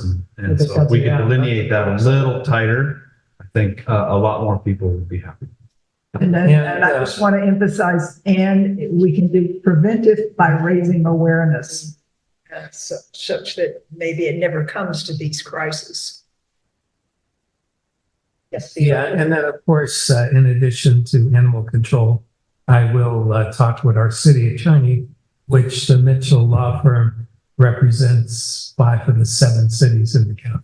Okay. So this way we'll see what other recommendations and similarities. Yeah, I think you have a good idea of what we're trying to accomplish and how tight that language needs to be to make sure we can. We might also just look around the state and see if there's some of these things are already written up in the dog ordinances. The cities have used and have been successful. Other cities? Other cities? Yeah, that's a good idea. And we could leverage. Okay, next topic, telephone carrier of last resort obligation, AT&T land. And the last two should be fairly quick, you guys, so thank you for hanging in, but telephone carrier of last resort obligation, AT&T land. Send the letter. And there's a letter in your packet. So, yeah, this item, I placed it here because there is going to be the California Public Utilities Commission will be considering the notice of pending regulatory application of AT&T to be able to basically no longer be the carrier of last resort for certain areas. Initially, I thought, gee, why are we being... and then I found like about 8 pages with 2 columns on each page of city after city after city throughout the state. That's being done. So in other words, I think every area that AT&T covers, they just wanted to be able to get the CPUC to give them the authority to bail if they so chose to do so. So I thought if we sent a letter to the CPUC and basically indicate to them that there are a number of issues that we are concerned about. Yeah. Weak cell service because we are in a rural area. Number 2, the fact that we have a number of elderly that they just have landlines and they rely on those in case of emergency. Number 3, even the sheriff's office, they rely, on certain ways to communicate, and certainly phone lines are helpful when there is an emergency, because when the electricity goes out, the cable goes out, but the phone line is still there. And then the other one is the fact that we have our water plant. It relies on the phone lines communicate with all of our employees, telling them that there's an issue with the water plant that they address. And as a result, in the middle of the night, they're responding to the water plant. So we need that landline. So basically, I just wanted to bring it to the council And then this way, with your blessing, we can send the letter, and, indicate that it's a council action. So if you take an action tonight, directing us to send that letter. I recommend number 4 be number 1. Start with The water plant? the water plant notification system. As we're a small, it's not like we can just afford an upgrade for no reason. Mhm. It's a landline notification system Right. for our drinking and safety. I mean, that's it's a public utility. a Sure. public safety issue right there. Sure. That ought to be enough in itself. You would hope. Maintain. Yeah, well, but they're going to get a lot of these. Yeah. So Right. that's just my suggestion. Right. But water safety, water plant Mhm. monitoring. So in addition to that, I did indicate, I don't have this right in front of me. If I indicated the March 19th, hold on a minute. Okay, but anyway, in my staff report, I did indicate that March 19th, at 2:00 and 6:00. Yeah, so I didn't have it on this. Yeah, I do have it. March 19th at 2 p.m. and 6 p.m., the California Public Utilities Commission is going to have an online public forum. So I would encourage anyone from our city to, participate there and hopefully have the opportunity to, weigh in on, how important it is. Okay, and maybe we can post that on the website. Any questions or comments from the council on this? All right. Any public comments or questions? Yeah. All right, we have it. That was a long wait. Yeah. All right, thank you very much. So, Because I'm confused with the whole thing, and I live at the end of the road, and that's my only, I can't, my sister sends me cell phones, I walk around, I can't get it. I have to go to the cliffs. But thank you. okay. So for the record, then it's a member of the public who would like us to push hard to keep some landline service. Right. Okay. Ms. Provo, did you want to comment as well? Thank you. And it is essential to have landlines. And I definitely would encourage the city to press hard on this. And of course, the reason why they're opting out is because we're a rural area. There's not a lot of population. They're not going to make money. And that is not a good enough reason to not serve a community of need. So thank you. All right. I think okay, so this is support the city. So do you want us to make a motion on this then Yeah, sure. Yeah, exactly. So this way we could say that in the letter that the City Council of Trinidad, to request that landlords be remaining in service to the City of Trinidad. Okay. Yes. Second. All those in favor? Aye. Okay. All right, last thing, introduction, presentation of the 2024 general election year calendar. Great. The calendar is included in the packet just as a reminder for us as we dredge through the next 9 months before we hit the election. So there's nothing that needs to be explained. It's really just a roadmap reminder for us in the packet presentation item only. If you have any questions, we can ask, but otherwise it's on us as staff to bring you each one of these bullet point deliverables every month. The election's in November. Yes.